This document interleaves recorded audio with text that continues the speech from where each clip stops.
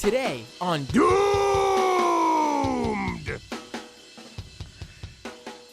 On this episode of the show, I have to say, for the first time in quite a while, actually, it feels like the doomed ones are Trump, MAGA, and the Republicans.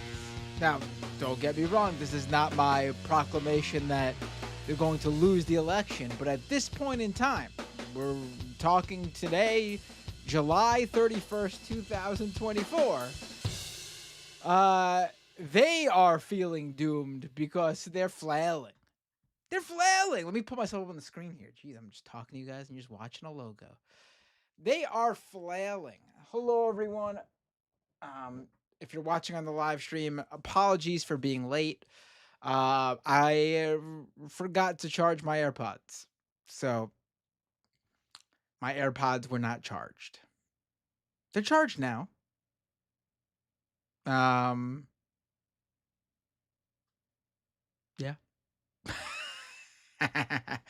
So how y'all doing? Welcome to the show. Am I in sync? Is my audio in sync with the video? It feels like maybe I'm not, but maybe it's just me.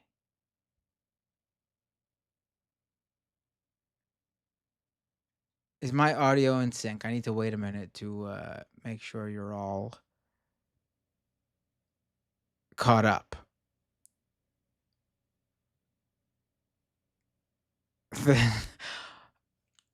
Oh, it's perfect. Okay, cool. So it's just my computer then. I'm pretty sure that's better than the that's good to me. All right. Let's get to this episode. I appreciate you I appreciate first of all, I appreciate you guys for waiting around, for letting me know I was in sync. I appreciate this message from this comment from Old Man. That's another child who's grown old. The doomed ones have been online for the past half hour. Yes, I apologize.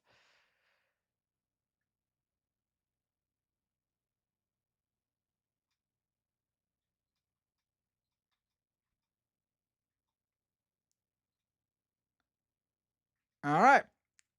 So, I'm distracted by this video. I'm seeing myself and I'm not totally in sync. It's going to be distracting. Let me see if there's a setting that I can fuck with. What a great way this is starting out, right? How fantastic. No, everything seems right. I don't know if I did something, but before I break anything else, let's leave it be. Let's leave it be.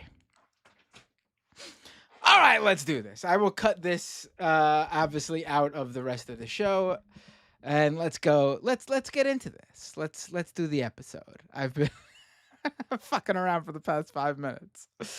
All right, folks. So, I had some clips, some topics I wanted to bring up on this show. But then, other things came up. What other things came up? Well, Trump did a rare interview today. It's not often that Trump sits down and takes questions from journalists, nonetheless. Now, today Trump appeared before the NABJ. That's the National Association of Black Journalists. Now, I'm not going to get too much into this part of it, but I do want to give you guys a little bit of background here.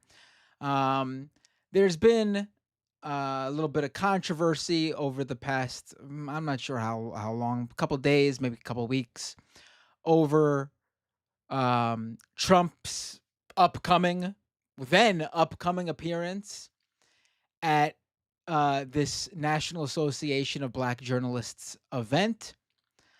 Um, for one, he had previously turned them down every other year, and it seems like he showed up this year as a jab at Kamala Harris because she could not make it live in person, but she wanted to do like a remote virtual thing. And I was reading there was, heads butting at the National Association of Black Journalists because apparently they previously have allowed this, and not even just previously, they currently allow this with other guests. But for some reason, they were not allowing it with Kamala.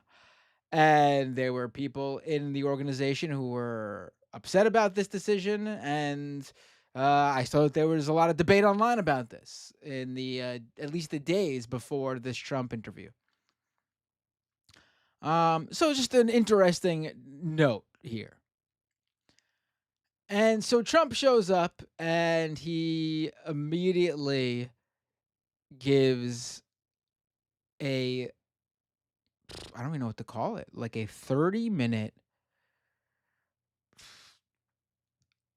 I'm actually flailing myself here. Just 30 minutes of perhaps the worst possible performance a president, a presidential candidate and former president, literally anyone actually, but especially for a presidential candidate, uh, in front of a audience. It is so insane that when I finished watching it, I was like, we gotta just watch the whole thing together on the show. Now it's 30 minutes. It doesn't feel like 30 minutes. I'm gonna pull it up. I will obviously be stopping it throughout. But what makes this interview so notable is just how, not on top of just how bad it is. He attacks the hosts numerous times. He is completely dismissive of the audience, which should not be surprising due to who the audience is. If you're Donald Trump, but at the same time, you think you'd still put on the facade, you'd put on a show. You're running for president, for God's sakes. Um, but to me, the most amazing thing here is that, I'll get more in detail about why it's so amazing in a little bit. But what's amazing here is he cements the attack that Republicans are going to use on Kamala Harris in this campaign. And the attack, if you can believe it, that they're running with. There's a lot of things they could run with. They could pretend they care about criminal justice reform. They could pretend they care about police brutality. They could pretend they care about racial bias among the authorities.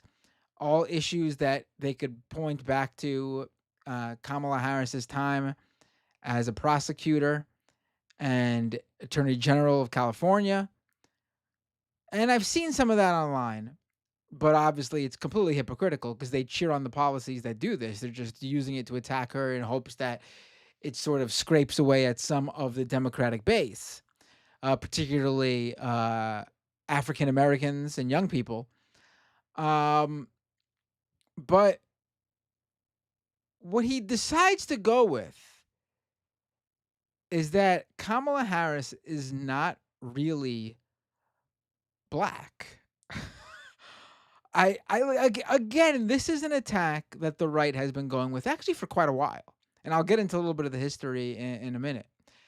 But this is what they're going with, and he amazingly decides to roll this out in front of the National Association of Black Journalists.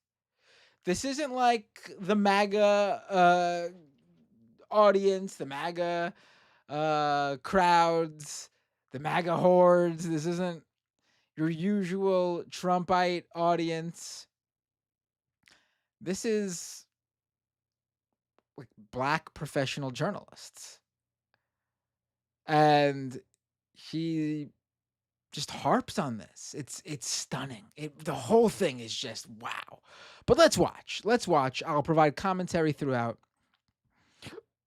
It really is an amazing. If you haven't watched it yet, which I'm assuming most normal people who have lives did not sit down in the middle of their day and watch this.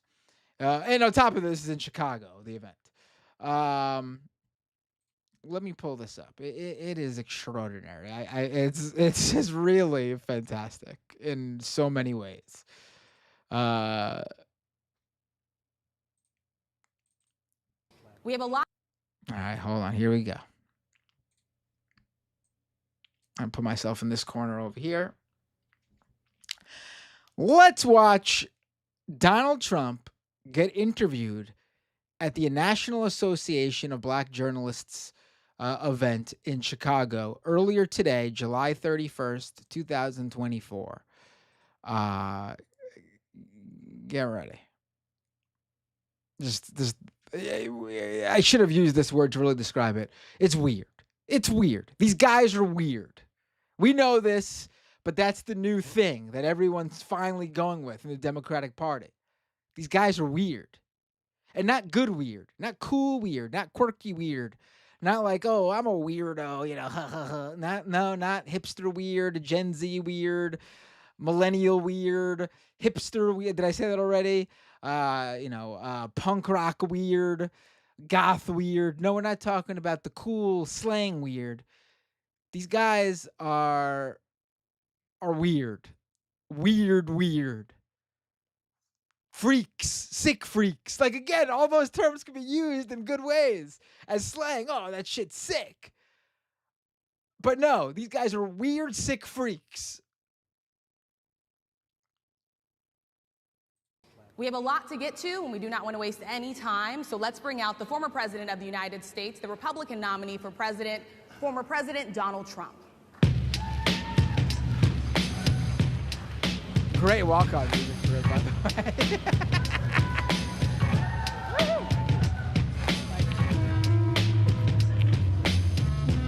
Hi, Mr. Trump. Rachel Scott, BBC. Thank you. How are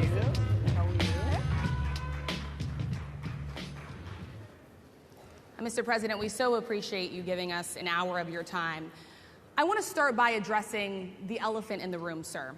Just want to point out that she said he's going to give us an hour of your time, of his time. It's supposed to be an hour-long interview. It was not an hour-long interview. It was approximately half of that. A lot of people did not think it was appropriate for you to be here today. You have pushed false claims about some of your rivals, from Nikki Haley to former President Barack Obama, saying that they were not born in the United States, which is not true. You have told 4 congresswomen of color who were American citizens to go back to where they came from. You have used words like animal and rabid to describe black district attorneys. You've attacked black journalists, calling them a loser, saying the questions that they ask are, quote, stupid and racist. You've had dinner with a white supremacist. You guys starting to understand why he doesn't do interviews, right? I mean, this is right off the bat. Holy shit. This is she's going in. She's going in. She's going in. And good. This is what an interview with a very powerful person should be like. Who did she say she was? Rachel,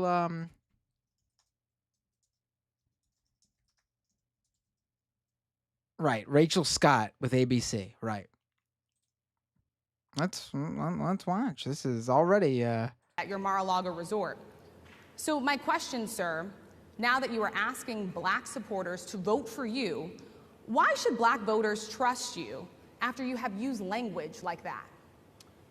Well, first of all, I don't think I've ever been asked a question in such a horrible manner. First question. You don't even say, hello, how are you? Are you with ABC? Because I think they're a fake news network, a terrible network. And I think it's disgraceful that I came here in good spirit, I love the black population of this country. I love the black population. I mean, he's already obviously, yeah, there are some supporters in the crowd who are being loud. Sure, okay.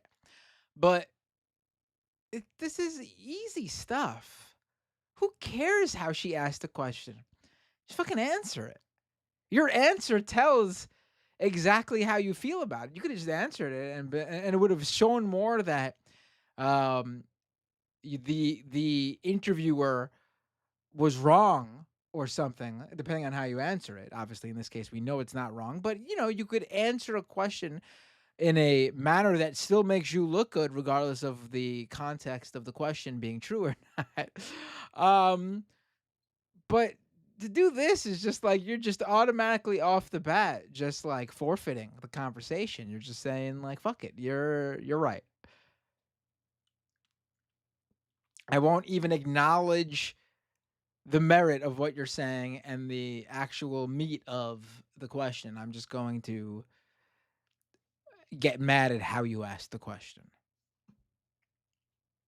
Done so much for the black population of this country, including employment, including opportunity zones with Senator Tim Scott of South Carolina, which is one of the greatest programs ever for black workers and black entrepreneurs.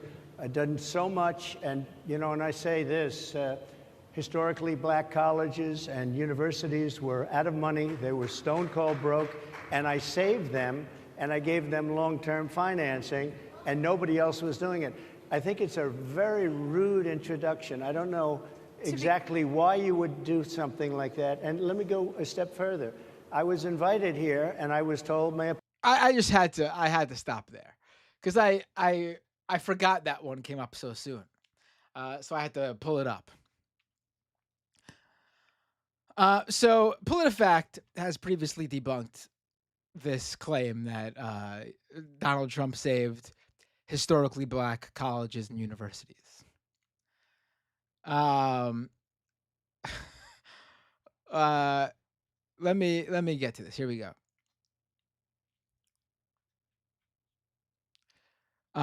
Trump signed the Future Act into law, making a major funding stream for HBCUs permanent beyond 2019, but it's a stretch to say he saved them from financial ruin. The schools received federal dollars, including via the same Title III program under Obama. I mean,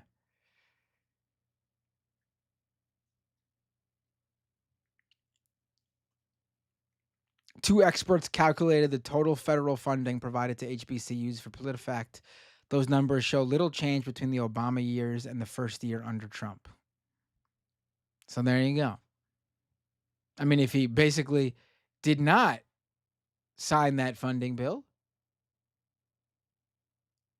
then he would have cut the funding that was previously being given to HBCUs. All he did was keep the exact funding there. Not exactly a win to keep doing exactly what was being done and not cutting the funding. Again, he's asking for credit for not cutting their funding. He didn't save them. He didn't kill them. There you go. I mean, thank you for not killing me. I guess if you want to say that to somebody who's holding a knife, deciding whether to stab you or not. Thank you for not killing me. And for just walking away like the previous guy did, so I can just continue going about my business of living. I mean, opponent, whether it was Biden or Kamala, I was told my opponent was going to be here. It turned out my opponent isn't here. You invited me under false pretense. And then you said, you can't do it with Zoom. Well, where's Zoom? She's going to do it with Zoom, and she's not coming. And then you were half an hour late, just so we understand. I have too much respect for you to be late. They couldn't get their equipment working or something was wrong. Mr. President, I would love if you can answer the question on your rhetoric and why you believe I have that answered black the voters question. should trust you with another I vote. have. Why? See, first of all, I don't think Kamala's doing it. I'm pretty sure I read that they weren't allowing her. That was the whole hubbub before this event, that they weren't letting her do this virtual thing. But he's admitting that he basically came because she was coming. Or he thought she was coming.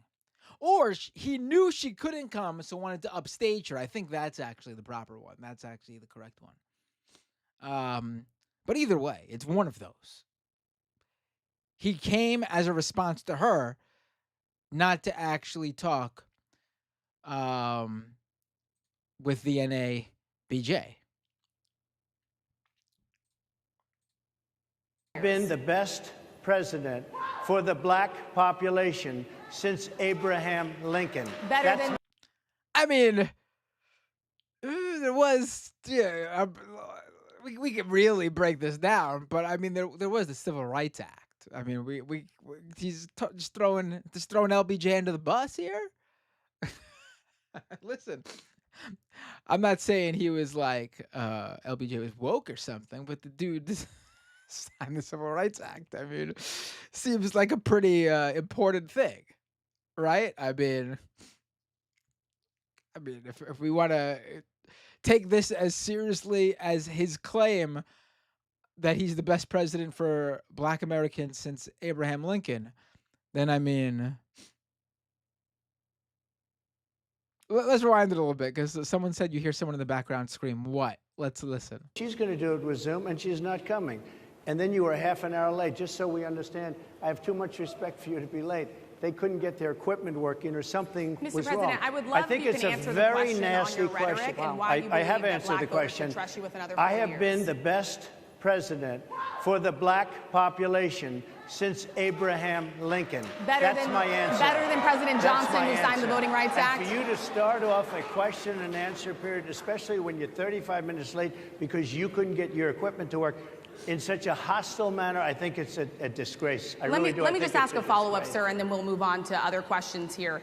Some of your own supporters, including Republicans on Capitol Hill, have labeled Vice President Kamala Harris, who is the first black and Asian American woman to serve as vice president and be on a major party ticket, as a DEI hire.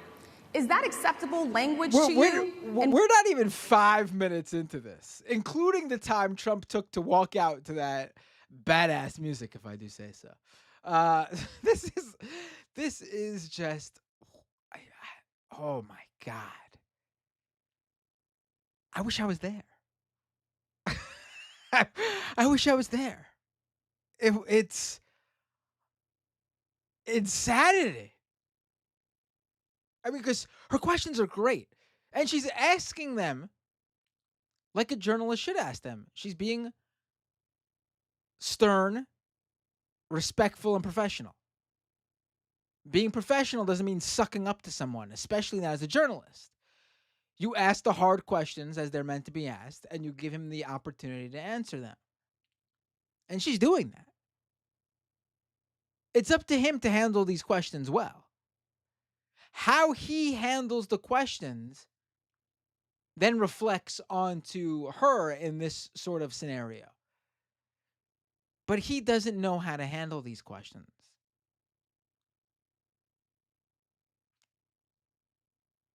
Will you tell those Republicans and those supporters to stop it? How do you define DEI? Go ahead. How do you define diversity, equity, inclusion? Okay, yeah.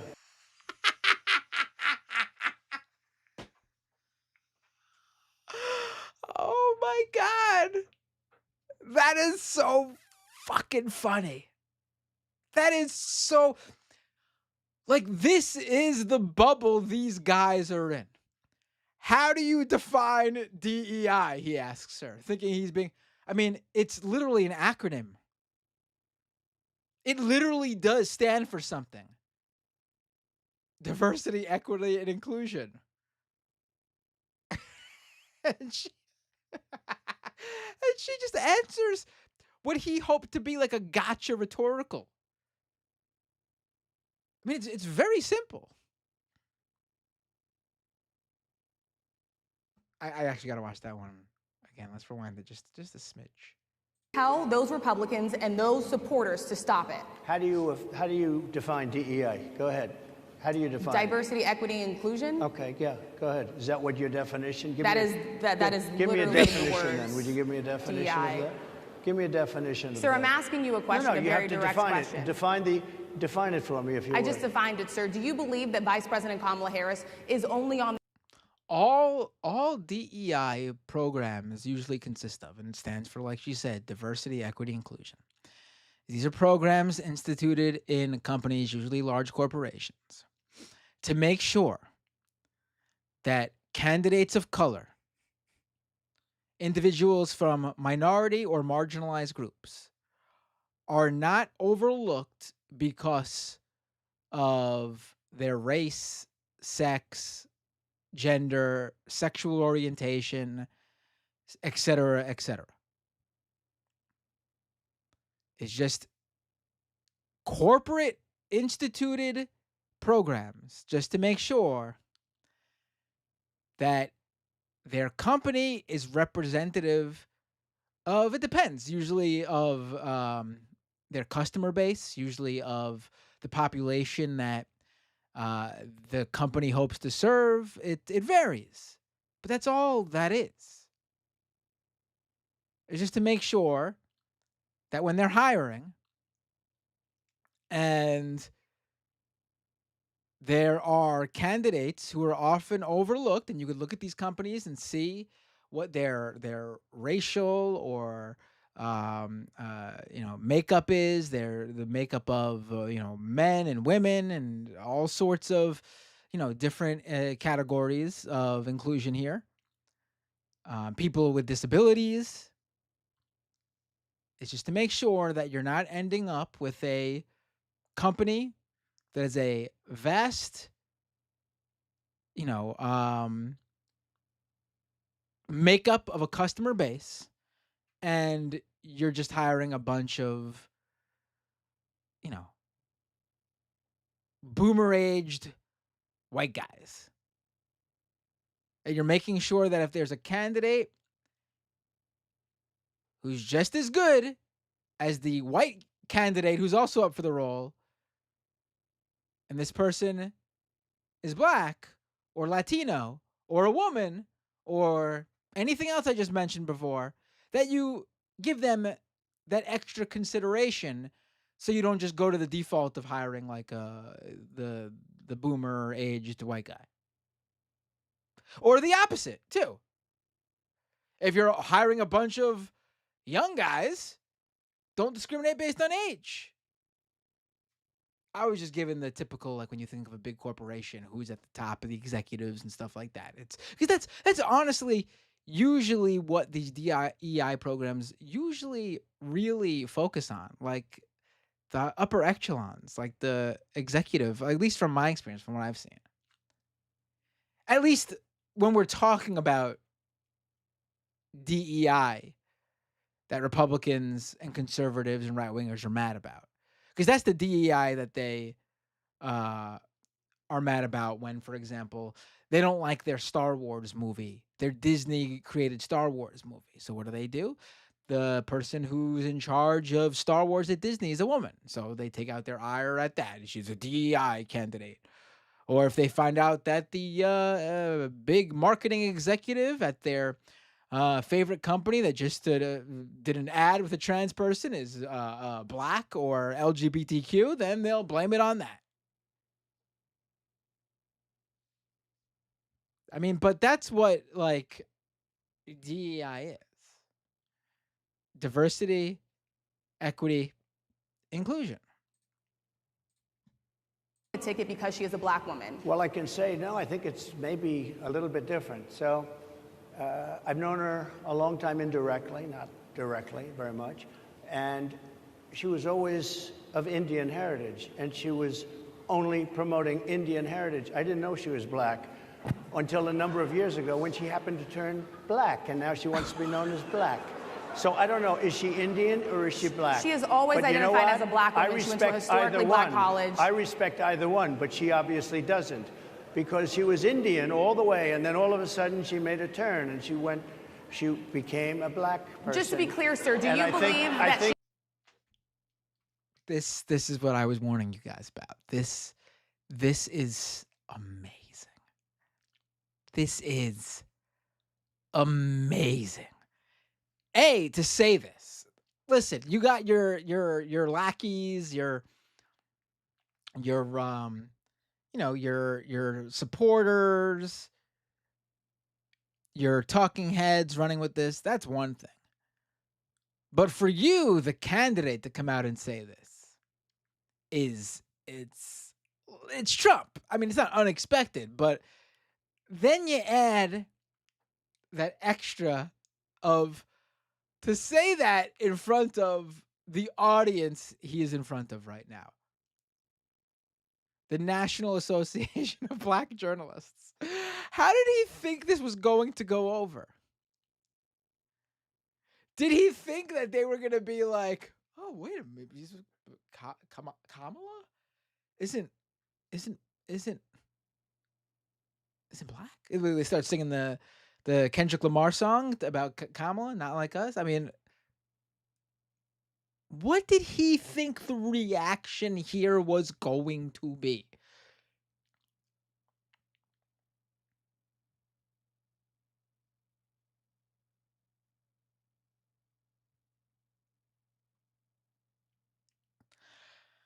I mean, first of all, it's just lies, obviously. I've been covering politics for, geez, too long, too fucking long. Christ, how old am I? I mean, at this point, I've been like politically active for like over 2 decades, but I've been working in politics for, geez, has it been 14 years, 15 years, going on 15 years? Damn. And so I remember coming across stories and reporting and reading about Kamala Harris when she was in California, when she was prosecutor, attorney general. I'll recall one thing I always recall to this day is Obama got in trouble for essentially calling her hot. He said that Kamala Harris is the best looking attorney general in the country. And he had to come out like the next day and apologize for the comment. This was like back in like I want to say 2014.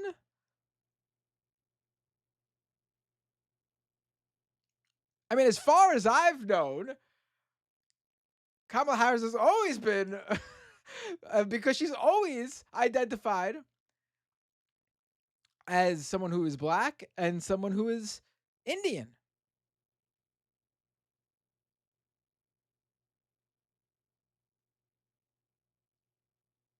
It's do they not think that that is possible? Do they not know that multiracial people exist?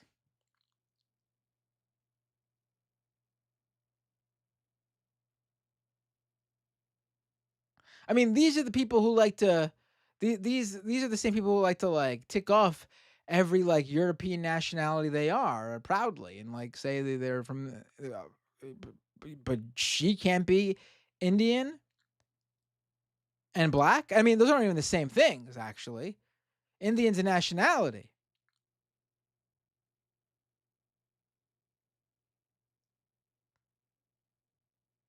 Her mother is Indian. Her father is Jamaican.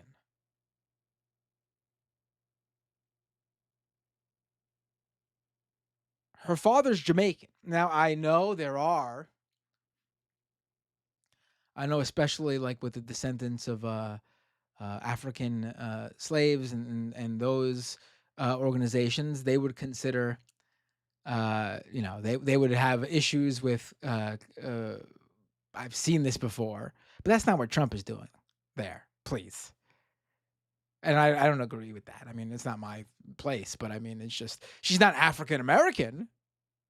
As far as I mean, maybe if you go back and find out, I mean, you could probably, yeah, she's Jamaican.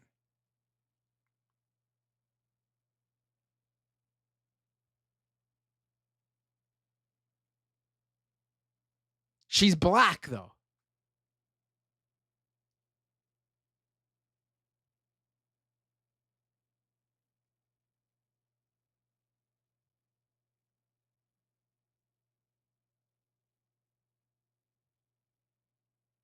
She's Indian, Jamaican, American.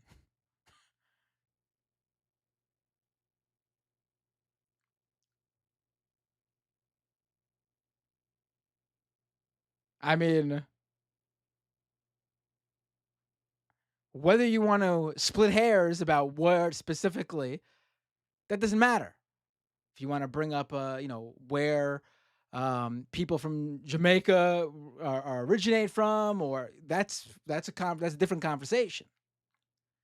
But there's no conversation where she's not black.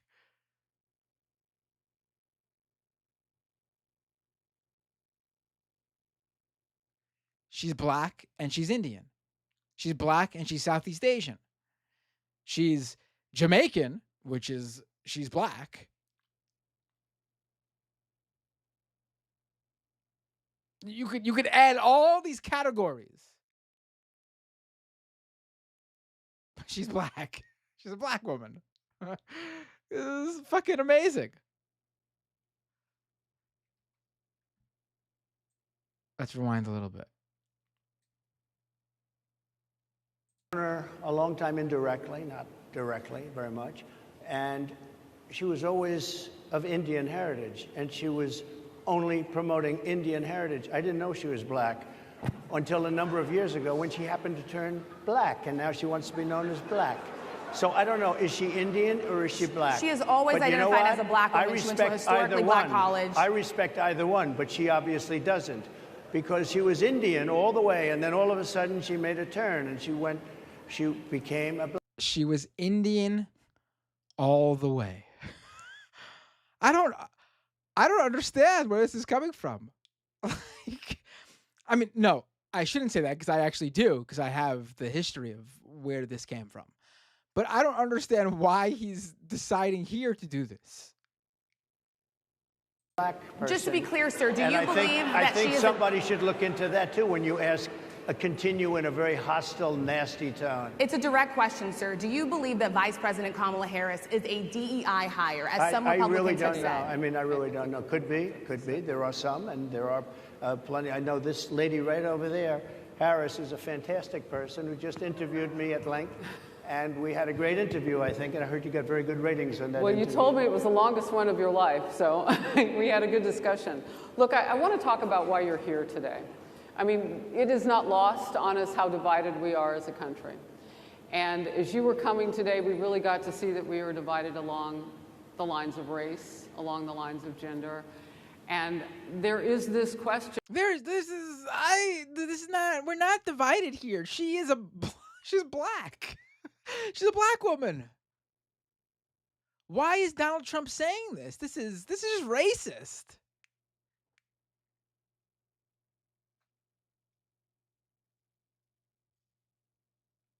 Like my kids are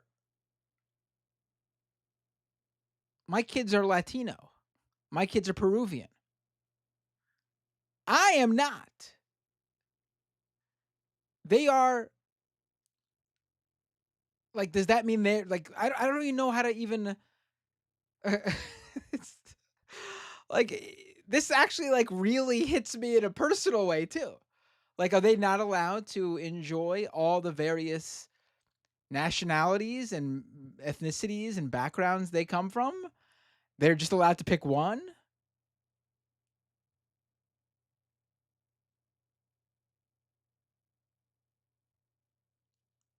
And then of course there's Afro Latinos who are black and Latino.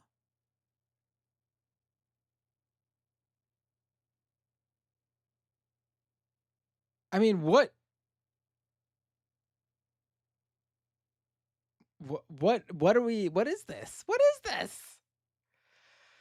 So let me give you, before we move on from this, let me give you a background where this came from. So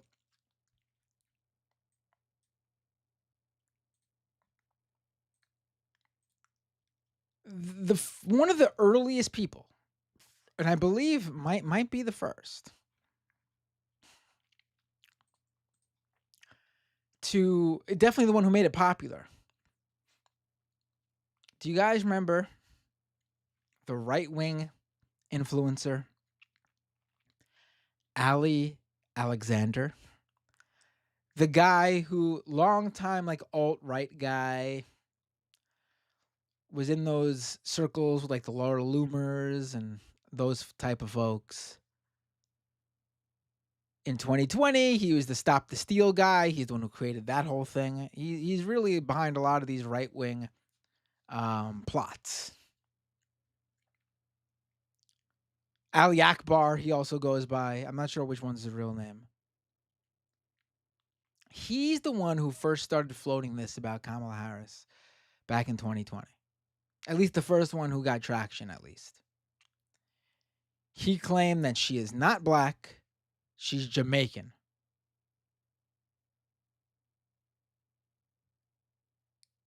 She's Indian. That's what he said. And news outlets ran with this as if there was like a legitimate criticism at the time. Because before, he completely petered out. If you're wondering where Ali Alexander is, he sort of disappeared from the public eye once it was revealed that he was propositioning underage boys, I believe it was, online. Trying to, do the really, that stuff they blame every Dem, every trans person on. But, that's what Ali Alexander was doing. Some of them was like underage boys and nude photos and propositioning them, grooming them, that type of stuff. But, he's not part of the LGBTQ community, or he's not a Democrat. So they just let him slink away quietly with no big deal. But that's where this comes from. From someone who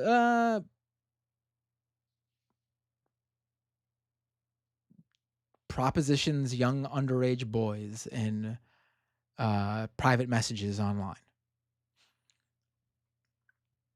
I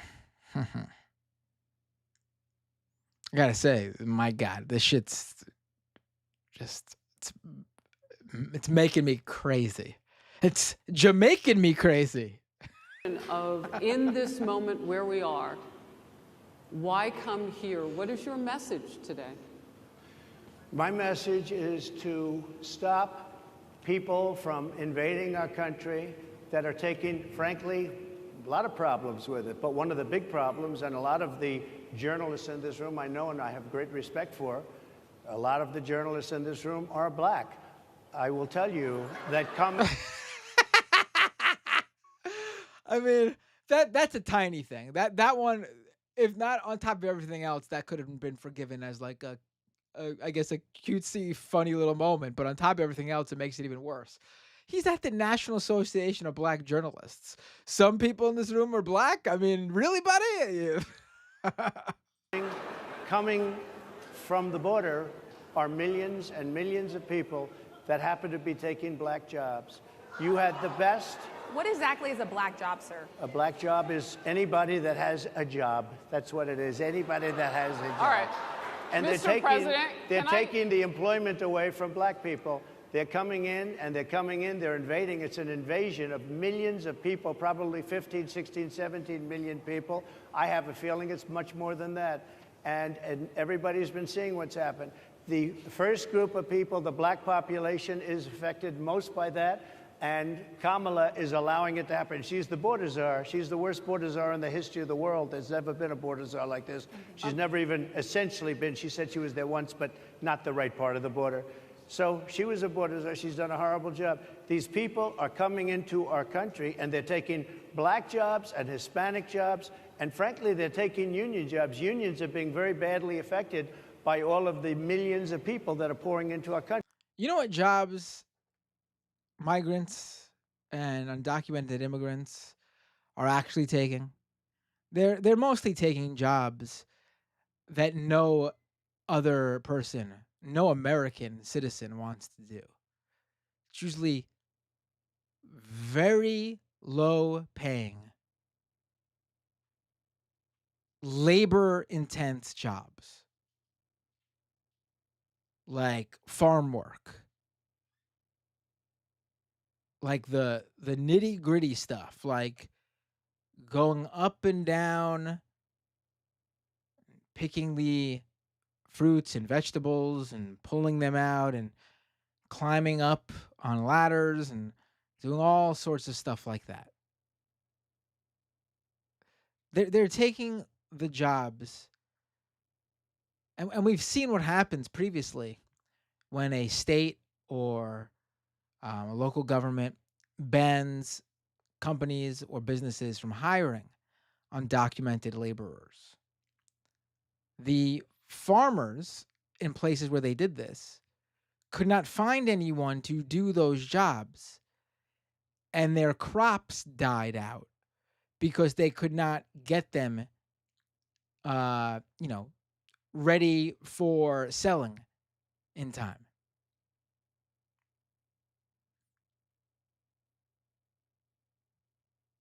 They do construction work, dangerous labor jobs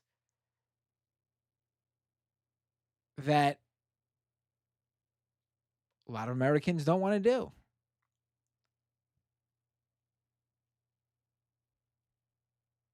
And one thing, as we discussed, many of these people are coming in from mental institutions, from prisons, from jails. They're gang members in other countries.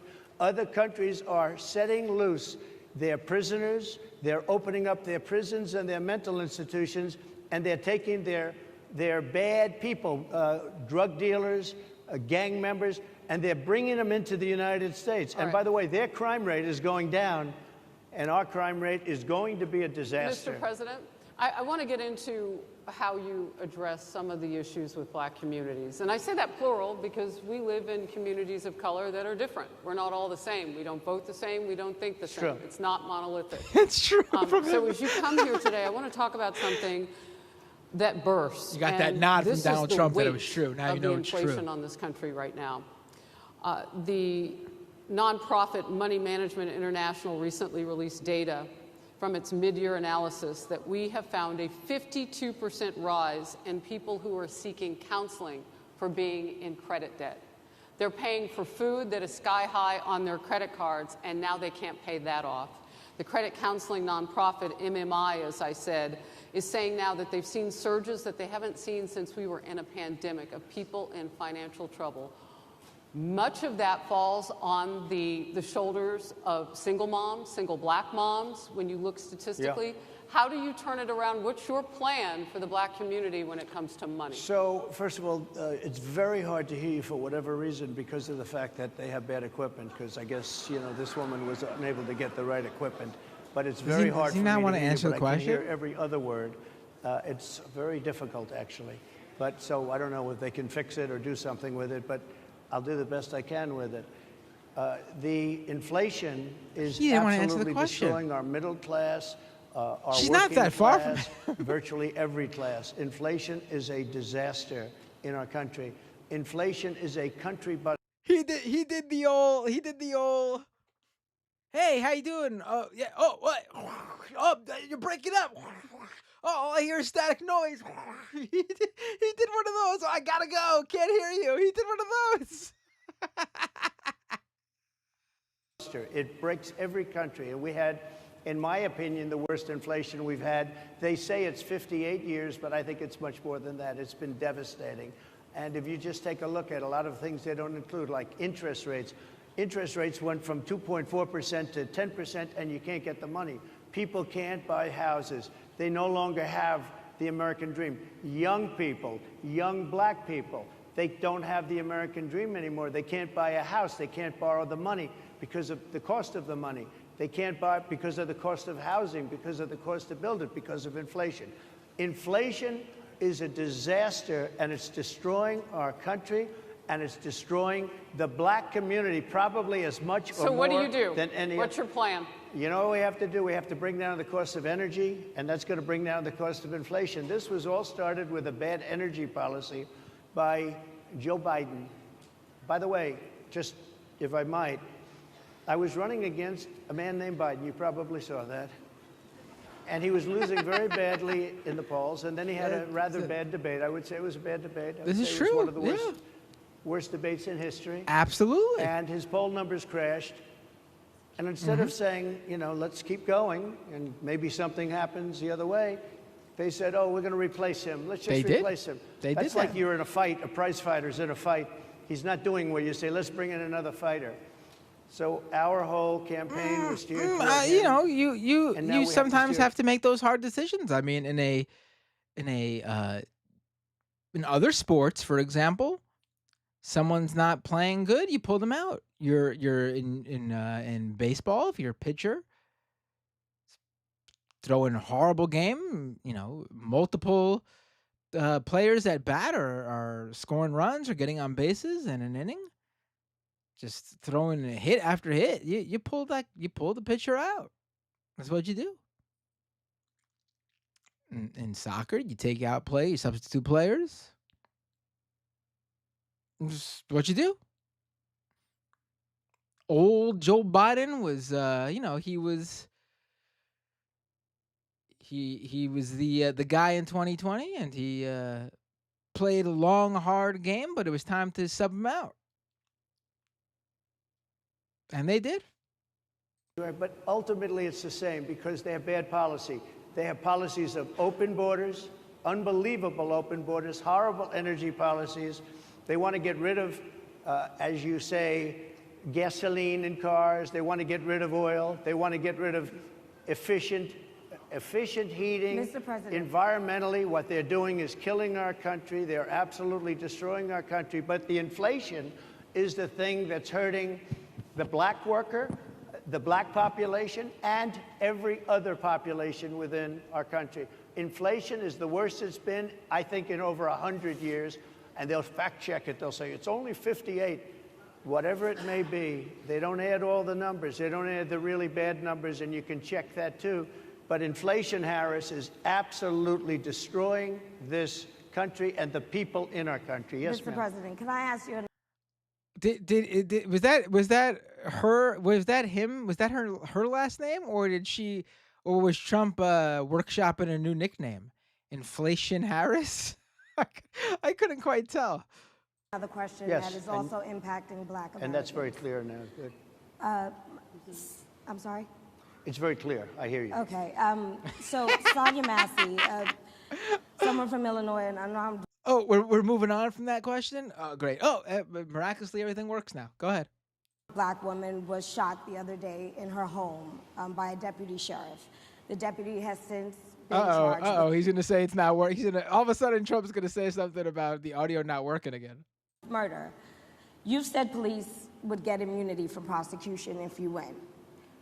Why should someone like that officer have immunity, in your opinion? Immunity? Immunity. I don't know the exact case, but I saw something, and it didn't look good to me. It didn't look good to me. Are you talking with the water, right? Yeah, well, police unions are not backing this person either. Okay. But And again, why would? they're going to be charging the officer? I guess they're charging the officer. So why should he receive immunity? Well, he might not. I mean, it depends. It depends on what happens. I'm talking about people that are much different cases than that. We need people to protect ourselves. And by the way, in Chicago, as an example, a few weeks ago, July 4th weekend, they had 117 shootings and 17 deaths. Nobody wants that. Nobody wants that. We need to have our police officers have the respect and dignity back. In this particular case, I saw something that didn't look good to me. I didn't like it. I didn't like it at all. So can you get a little more specific back to the immunity question? Who would make those Well, right now, distinctions? for the most part, people are protected by their unions, by their police unions, or by their police departments. But I'm saying if I felt, or if a group of people would feel that somebody was being unfairly prosecuted because the person did a good job maybe with crime, or made a mistake, an innocent mistake. There's a big difference between being a bad person and making an innocent mistake. But if somebody made an innocent mistake, I would want to help that person. What would those exceptions be? What would determine You an go innocent after mistake? somebody, and it's a very close call, and it's very dangerous. And you know, they have the policeman's life and woman is a very difficult thing because sometimes you have less than a second to make a life and death decision. That And makes it sometimes worse. That means you can't make those mistakes.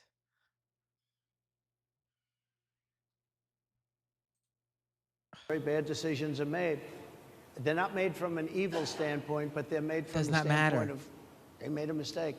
So I want to follow up really quick. Doesn't matter. They are given they have a higher responsibility due to the job they are given, due to the authority they are given. What is it that Uncle Ben said? With great power comes great responsibility. Yeah, the Spider-Man quote. That's this. So they don't have room to make those mistakes. Doesn't mean you give them a bigger break. Quickly, Also, that case that they were talking about, that in case you don't know, woman was a black woman. She called police for help. She thought someone had broken into her house. Police come in. She didn't even want them there anymore. It's clear that maybe she was going through something, but no reason for the police to get involved. They basically forced them, convince her to let them in. They go in. They're automatically sort of accosting her and treating her like she's who they were called on instead of the one who called them for help. And they're asking her for ID. She's trying to find it. Again, she's in her house. She was boiling hot water on the stove. They tell her to go remove it so the house doesn't burn down. They say it kind of jokingly.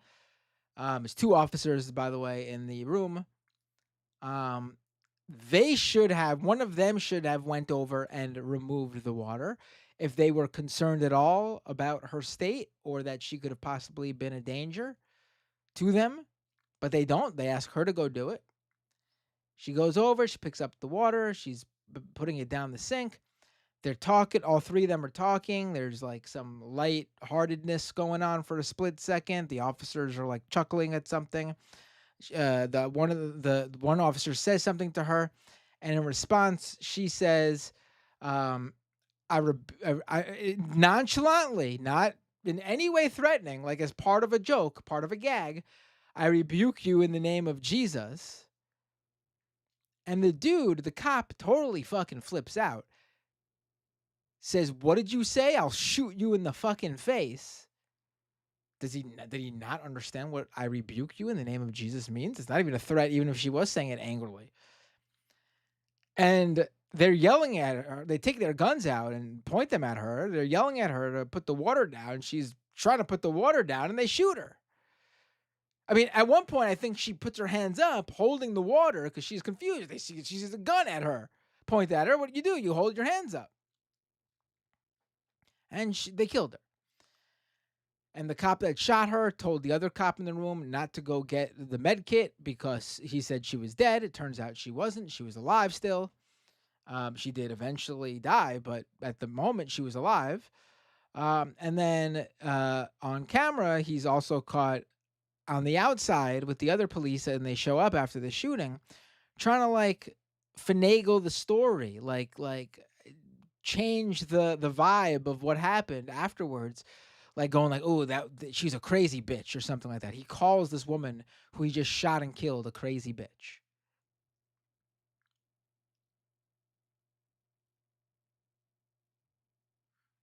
I mean, she didn't do anything wrong. If they were that worried about her, they shouldn't have asked her to remove the water. She didn't say anything wrong. She didn't do anything wrong. They failed at every step and turn, and they killed her for it. She's the one who called for the help, too.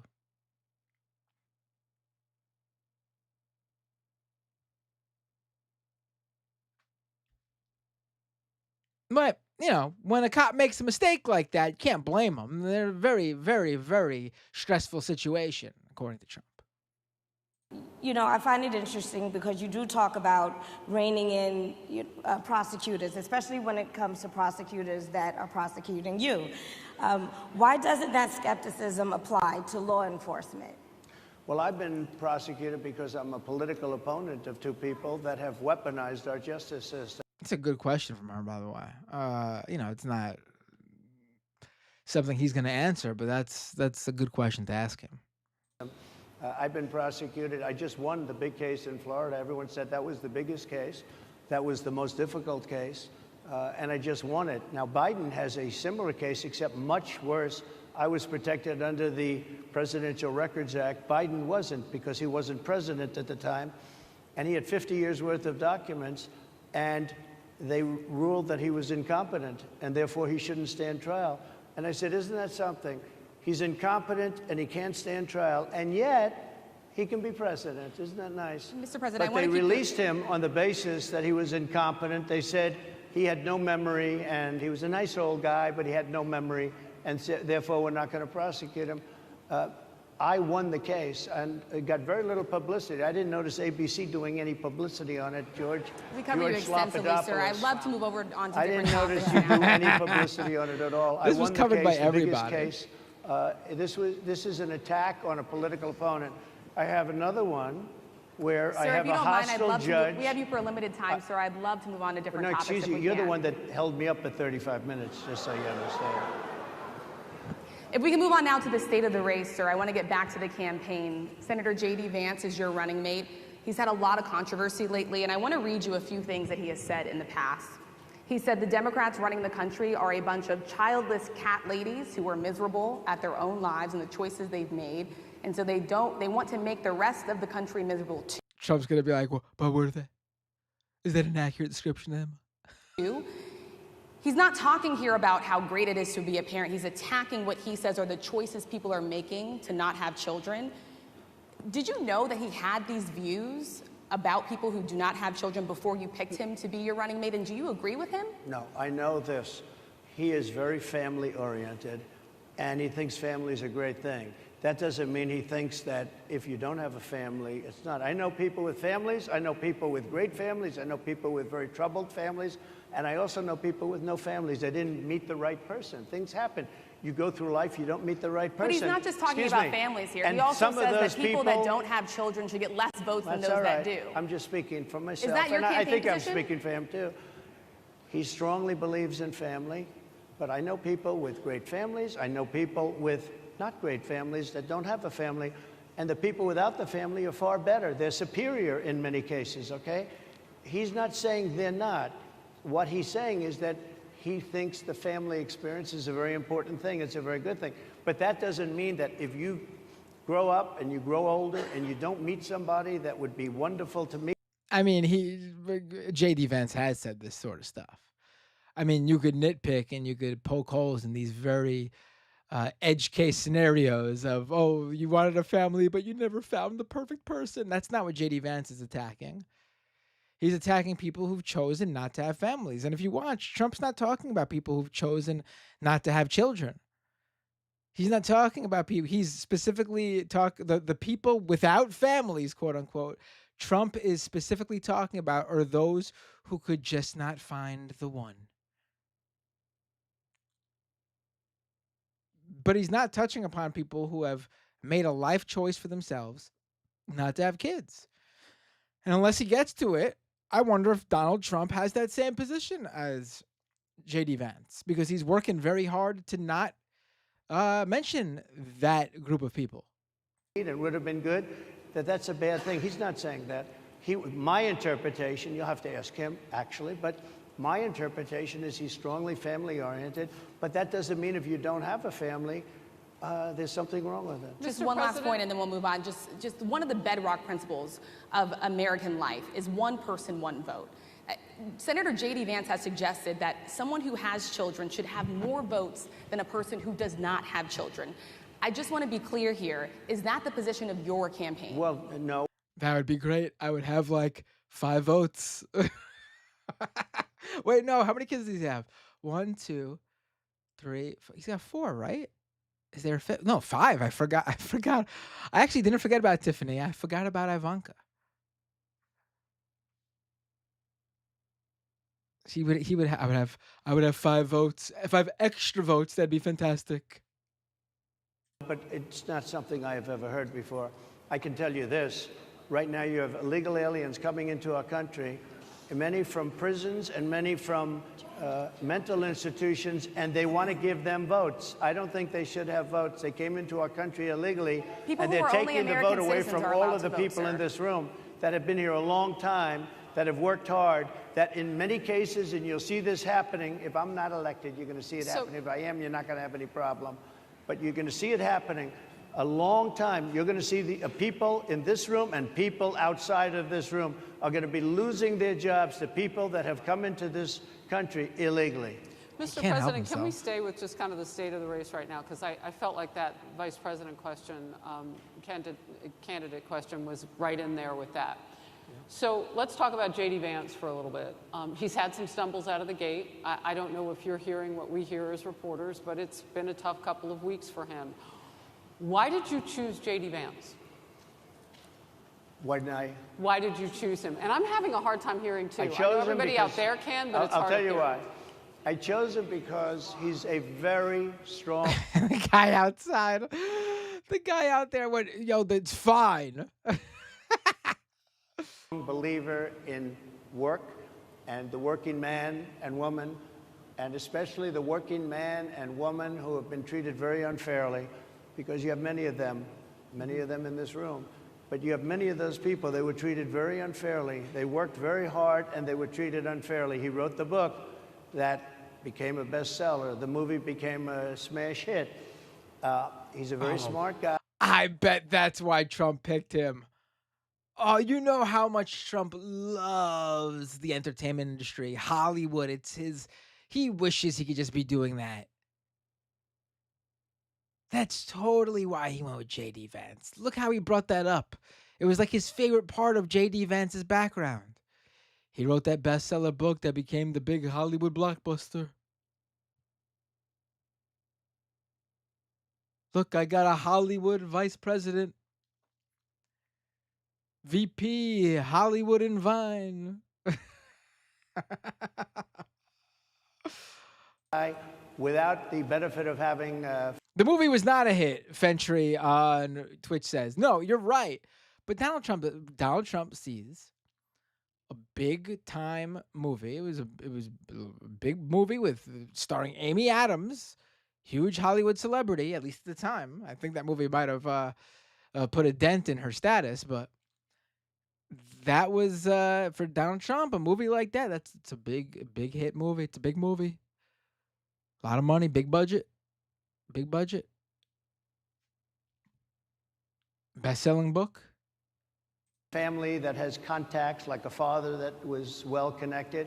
He got into Yale Law School. He graduated in 2 years from Ohio State, summa cum laude. I mean, you take a look at, his career has been an amazing career. He started off at a level with a difficult family situation, very difficult, with the mother and the father and everything else. He ends up going to Yale Law School and was one of the top students, became the head of the Law Journal. I mean, that's an amazing thing. He's a 4-year, he was in the military with great distinction for 4 years, got out, went into business, became successful in business, very successful in business, actually. Did public offerings and other things. And I have to believe in that. I mean, he's somebody that was born in a rough situation. Most of the people know that situation because it was very well documented in his book. And I have a lot of respect for somebody that can get into Yale and become one of the best students in Yale, that meets a young woman at Yale who was also outstanding, and they get married, they have a beautiful family. What is he doing? He's made himself an amazing life. He then goes to Ohio, lives in Ohio, and he had my endorsement. That helped. But he wins the Senate. He Couldn't help becomes a himself. United States Senator. So he's a United States Senator. And so, Harris, like I respect you for your success, I respect people for their success. The reason I asked the question is because the last time you and I sat Oh, and right. talked That's was the day that you the were Harris reporter from We've been together what's her for name? much of that Harris day. from Fox You News. left, Right. Okay. to go to Butler, Pennsylvania, and we didn't know forgot. what was next. Yeah. And 2 I'm days sorry. after I that, cannot understand. Your microphone I know is so it is muffled. really hard for me I to mean, it's understand just, you too. I can She's understand the you one who's- perfectly. Because she's Whoa. closer. I can understand you. I'm happy to hear that, sir. But I can't Really happy to hear understand. that. Harris, I have a few more questions. because of the distance Oh, and the she's mics giving are him really the in lousy ABC shape, reporter. She's but I giving cannot understand so much what you're saying. So what I wanted to say was the last time we spoke, you said some words that were prophetic because I asked you my who God. you wanted to choose for vice president. Yeah. And you said normally it really wouldn't matter what they would bring, you know, you choose somebody that you think has a future, that sort of thing. But you said these words 3.5 hours before an attempted assassination on your life. You told me that bad things happen, Harris, and that's why this decision is important this time. Bad things happen. You said it twice. When you look at J.D. Vance, is he ready on day one? Does he what? Ready on day one, if he has to. I've always had great respect for him. And for the other Wait, candidates, that was too. really funny. I know the context is he's claiming he can't hear Day her. one, if he has to be. But You told me that bad things happen. that was really funny. I gotta clip this moment. J.D. Vance, is he ready on day one? Does he what? Ready? So JD Vance, is he ready on day one? Does he what? On day one, if he has to be. I've always had great respect for him. And for the other candidates, too. But I will say this, and I think this is well documented. Historically, the vice president, in terms of the election, does not have any impact. I mean, virtually no impact. You have 2 or 3 days. She just said that. She just said that you normally think that, but because you thought something was possible on your life before, hours before the assassination attempt, you thought it was important, the VP pick. And then she's asking you, is JD Vance ready on day one? And you're going back to, the VP doesn't really matter much. What? Am I the only one noticing how fucking insane that is?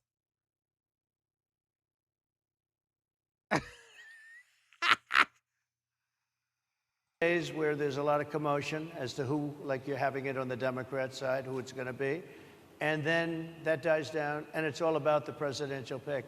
Virtually never has it mattered. Maybe Lyndon Johnson mattered for different reasons than what we're talking about, not for vote reasons, but for political reasons, other political reasons. But historically, the choice of a vice president makes no difference. You're voting for the president, and you can have a vice president who's outstanding in every way, and I think JD is. I think that all of them would have been.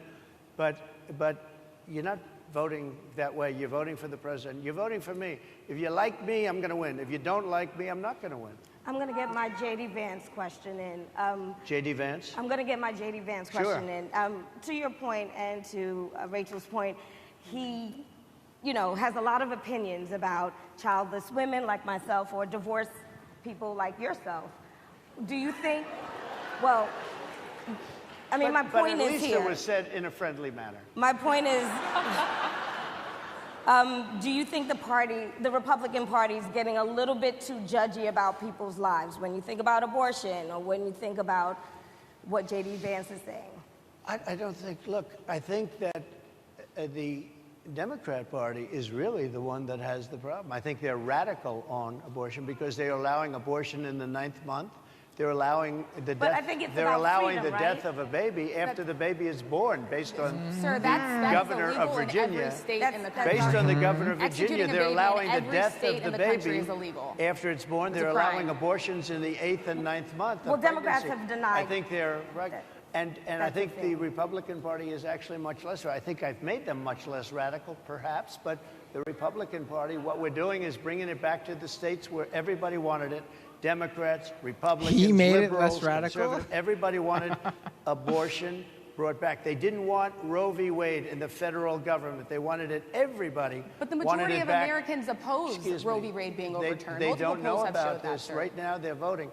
It brought it back to the states. Now, I happen to believe in the 3 exceptions. Ronald Reagan believed with rape, incest, life of the mother. I do. I think most people do. I think most Republicans do also.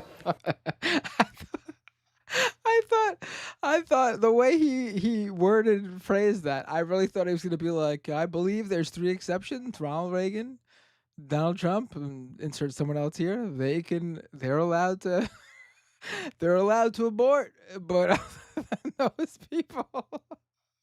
And he worded it so bizarrely. I believe in the 3 exceptions: Ronald Reagan. He thought he was going to go with 3 people who are allowed to get abortions. But if you take a look, right now they're doing, it's an amazing thing, out of the federal government, it's in states, and people are voting. And I will say, Ohio is, let's call it a more liberal version, has been approved. Kansas, the same thing, a little bit surprising to a lot of people. But the people are now voting. And it's taking this issue that's been going on for 52 years and has torn our country apart, and it's giving it to the people to vote on. And they're voting. And many states have already voted. Others are in the process of voting. And it's bringing it back to the people and a vote of the people. And it's not at all radical. And again, you have to follow your heart. I happen to believe in the 3 exceptions. Most people believe in the 3 exceptions. Most Republicans believe in the exceptions. But they don't want to see an abortion in the 9th month or the 8th month. Almost everybody agrees to that. And they certainly don't want to see, in the case of the governor of Virginia, the former governor, I might add, who said, we set the baby aside and then we decide what to do. Meaning, what do? We execute the baby. That's a radical, horrible position. And some people want that. I don't want it. Most people don't. Thank you. Can I just pivot really quickly to another question about, you brought up health, Harris. You're an active man. We see you golfing all the time. But if you win, you'll still be president at 82, which is older than Biden is right now. Yeah. But not mentally. Look, mentally. Here's the question. He shot. But most people, would you most people, I know many people in their 80s and their 90s that are in great shape. Some of our great. Listen. The point he is making is legit. I've made that point, that it's not really about your age. It's about how your age has affected you. And some people age gracefully. They're still sharp, still can do a lot of things. Might slow down a little bit here and there, but little to no changes in terms of, at least cognitively, their thinking, their capacity to speak and critically think. I've made that point, that there's a difference. But I don't think Donald Trump's in the position to say that he's not cognitively impacted like Biden is. I mean, the dude is going. He's not Biden territory. But this is not even the same. The dude at every rally now, he brings up Hannibal Lecter from Silence of the Lambs as if he was a real historical figure. And then mentions how he died. The late, great Hannibal Lecter, he refers him to. He refers to him as. So, but even that, like, not only is Hannibal Lecter not a real person, even the Hannibal Lecter that Trump is aware of does not die in the movies. He's alive fictionally. He's not the late great anything. He's just Hannibal Lecter. Greatest leaders.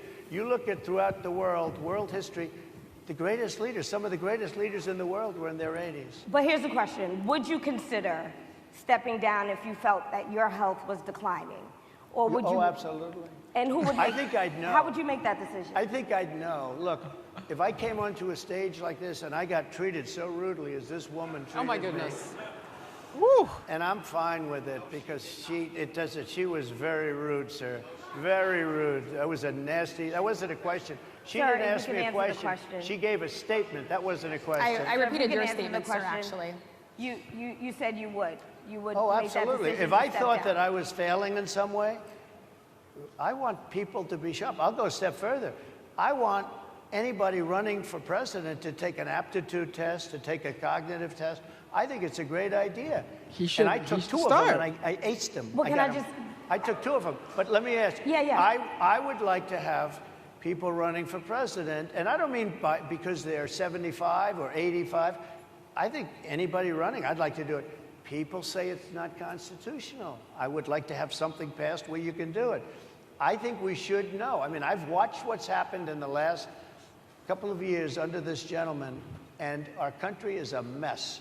We have inflation. We have the millions of people falling in. We have Afghanistan, which was the worst, most embarrassing moment in the history of our country.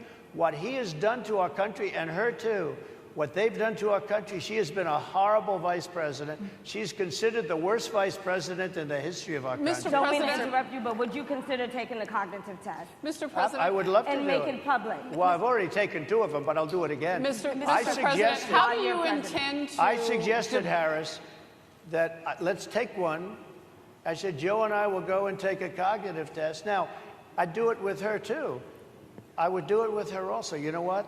She failed her law exam. She didn't pass her law exam, so maybe she wouldn't pass the cognitive test. Mr. President, Are you saying she wouldn't pass? Just to be clear, I'm just giving you the facts. To be clear, you don't think Harris how do you intend, She didn't pass her bar exam, and she didn't think she would pass it, and she didn't think she was going to ever pass it. And I don't know what happened. Maybe she passed it. She did pass it. There's a man over here, I think he must work for her. Mr. President, I would love to ask you about January 6th. You've called yourself the candidate of law and order.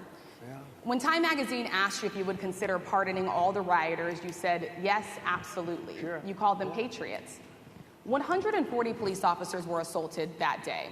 Their injuries included broken bones, at least one officer lost an eye, one had 2 cracked ribs, 2 smashed spinal discs, another had a stroke. Were the people who assaulted those 140 officers, including those I just mentioned, patriots who deserve pardons? Well, let me bring it back to modern day. Like about 5 days ago, we had an attack on the Capitol, a horrible attack on the Capitol. You saw the people that were protesting and spraying these incredible monuments, bells, lions, all these magnificent limestone and granite with red paint, red spray paint, that will never actually come off, especially in the limestone. It will never, I'm a builder, I know about this stuff. It'll never, you'll see it in 100 years from now. They viciously attacked our government. They fought with police. They fought with them much more openly than I saw on January 6th. What's going to happen to those people? What's going to happen to the people in Portland that destroyed that city? But sir, my question is on those. What's going to happen to the people that tried to those rioters who assaulted officers. You have to would you pardon what's those going to people? happen? Oh, absolutely, I would. You would pardon those? If they're innocent, I would pardon them. They've been convicted. And by the way, the Supreme Court just well, they were convicted by a very tough system. How come the people that tried to burn down Minneapolis, how come the people that took over a large percentage of Seattle, how come nothing happened to them? How come the people But sir, we're talking about people that were seen beating officers with flagpoles, dragging them down the stairs. They're on video. Have you seen that video, sir? Oh, really? Well, they you would pardon those. You would pardon those rioters? They shot a young lady in the face who was protesting. They shot her in the face. You know, nobody died that day. You do know that. But people died in Seattle. Nobody died, but people died in Minneapolis. You know, people died in Minneapolis. And nothing happens, and nobody ever talks, and nothing happens to those people. But you went after the J6 people with a vengeance. And I'll tell you what about the cops that were, and I'm all for the police, as you know, but what about the police that are ushering everybody into the Capitol? Go in, go in, go in. What about that? Look, nothing is perfect in life, but you have people from Minneapolis, you have people just from 5 days ago in Washington, D.C. They were having fistfights and fighting with the police. They were spraying and destroying. They were desecrating our monuments in Washington, D.C. 5 days ago, and nothing happened to them. And you can't have 2 systems of justice. That's why they went after me as a political opponent, because they felt they couldn't win without doing that. And we're going to win our cases, and we're going to be vindicated. But I have to spend a lot of time on that, and money. That's what they want. After the election, they won't care. Although in my case, I think they probably will, because the hatred is pretty deep. But I'll tell you, they went after me as a political opponent. That's never happened in our country before, and it sets a terrible, terrible precedent. What do you do on day 1 if you win? What's your first thing? What do? I close the border. And I do two things, because I can do a lot of things simultaneously. I close the border. We don't want people coming in. We want people to come in, Harris, but they have to be vetted. They have to be checked. They have to come in legally. We want people. I want people to come into our country, but they have to be vetted. They have to be checked. So when you say, what do I do? That, and I drill, baby, drill. I bring energy way down. I bring interest rates down. I bring inflation way down so people can buy bacon again, so people can buy a ham sandwich again, so that people can go to a restaurant and afford it. Because right now, people can't buy food. Your grocery bills are up 40, 50, 60%, right? She's agreeing to me. Oh, she's agreeing. Thank you. I like you very much. Mr. President, I think we are. But it's true. Your grocery bills are up. And then they're mandating that you buy an all-electric car. You know, Elon Musk endorsed me, and he's a friend of mine. He's a good guy. He's a smart guy.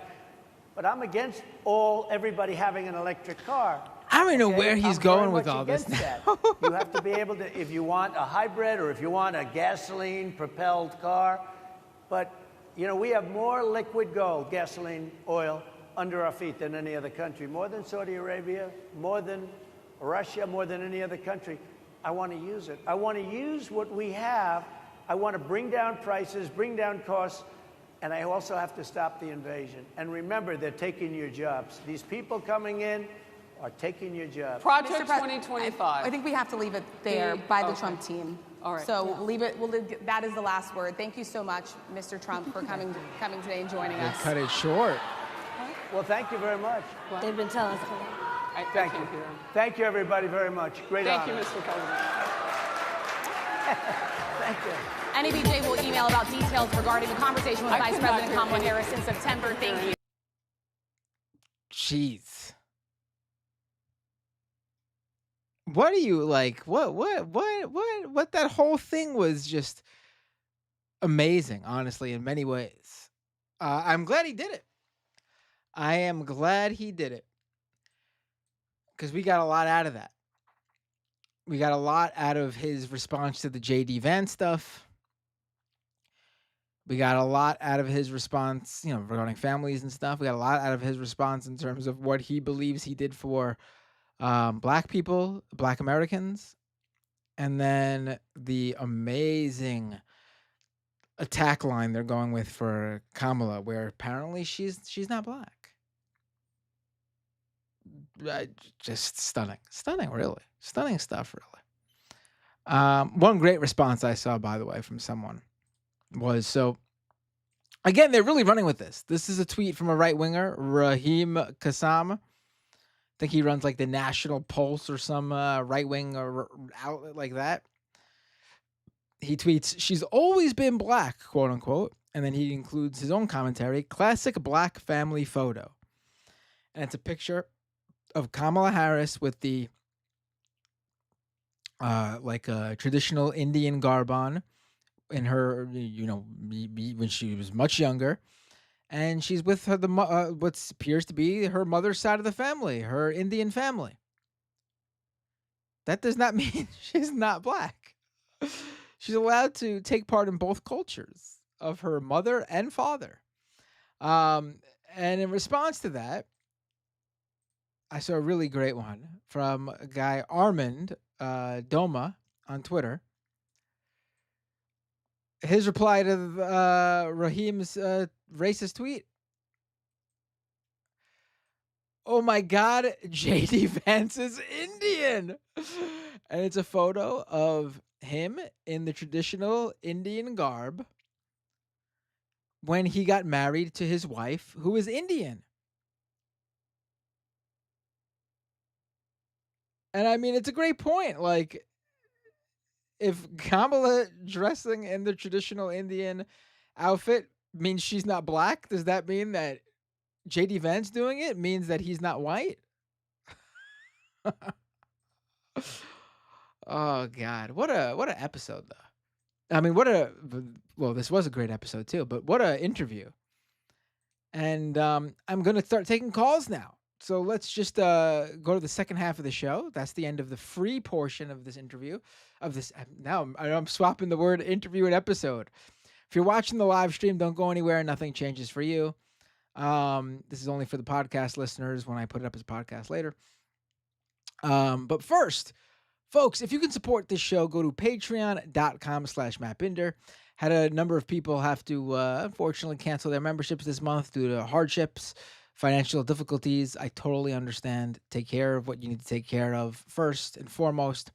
So patreon.com/MattBinder. If you can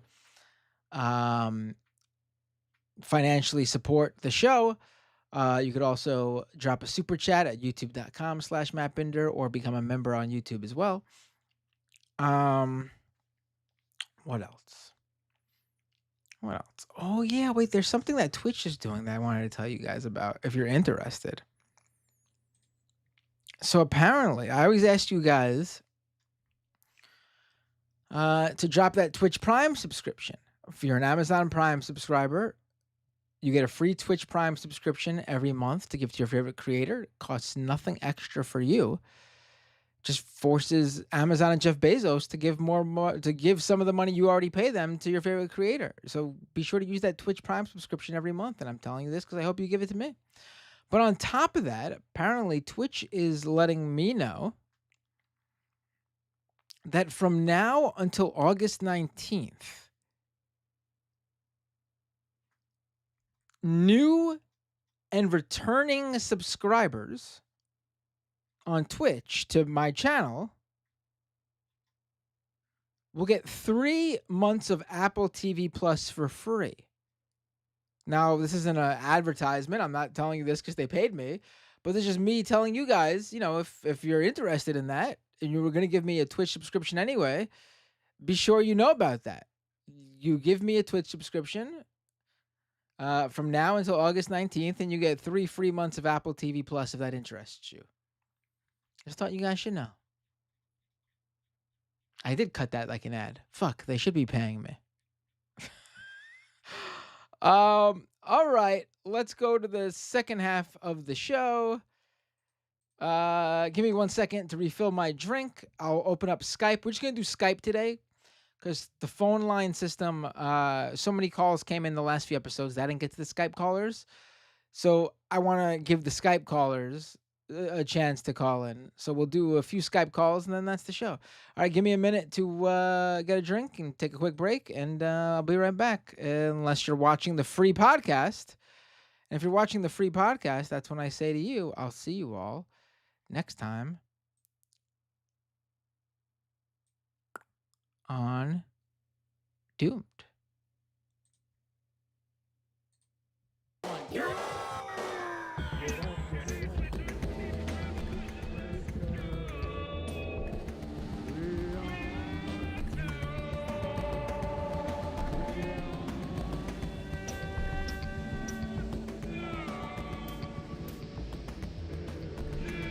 Ecological collapse, corporate fascism, corporate journalism, police brutality, voter suppression, austerity economics, educate the masses, rampant homophobia,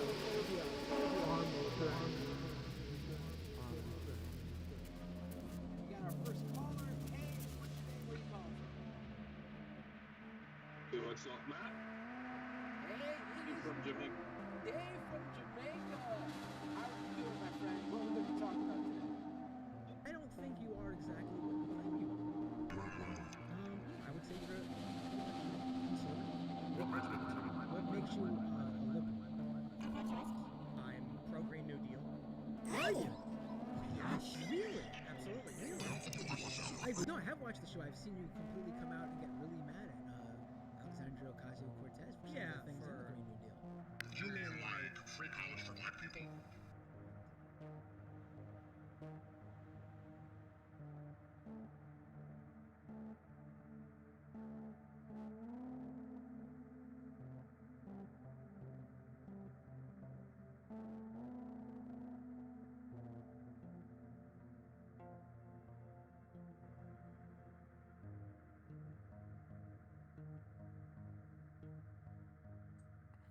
All right, we are back. Oh, thank you to Jeremy C. Thank you so much for becoming a patron.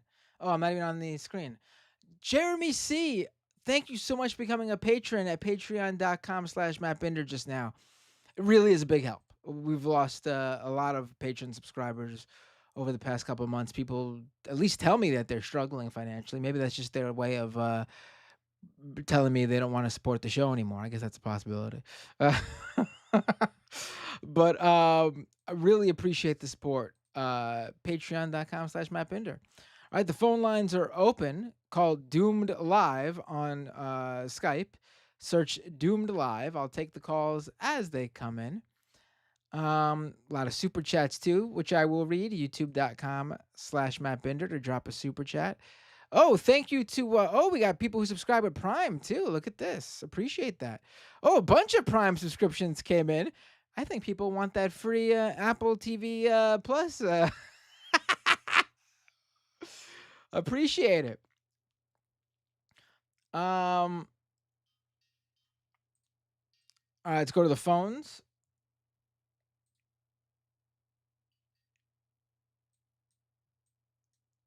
Hey, what's your name? Yep. What's your name? Where are you calling from?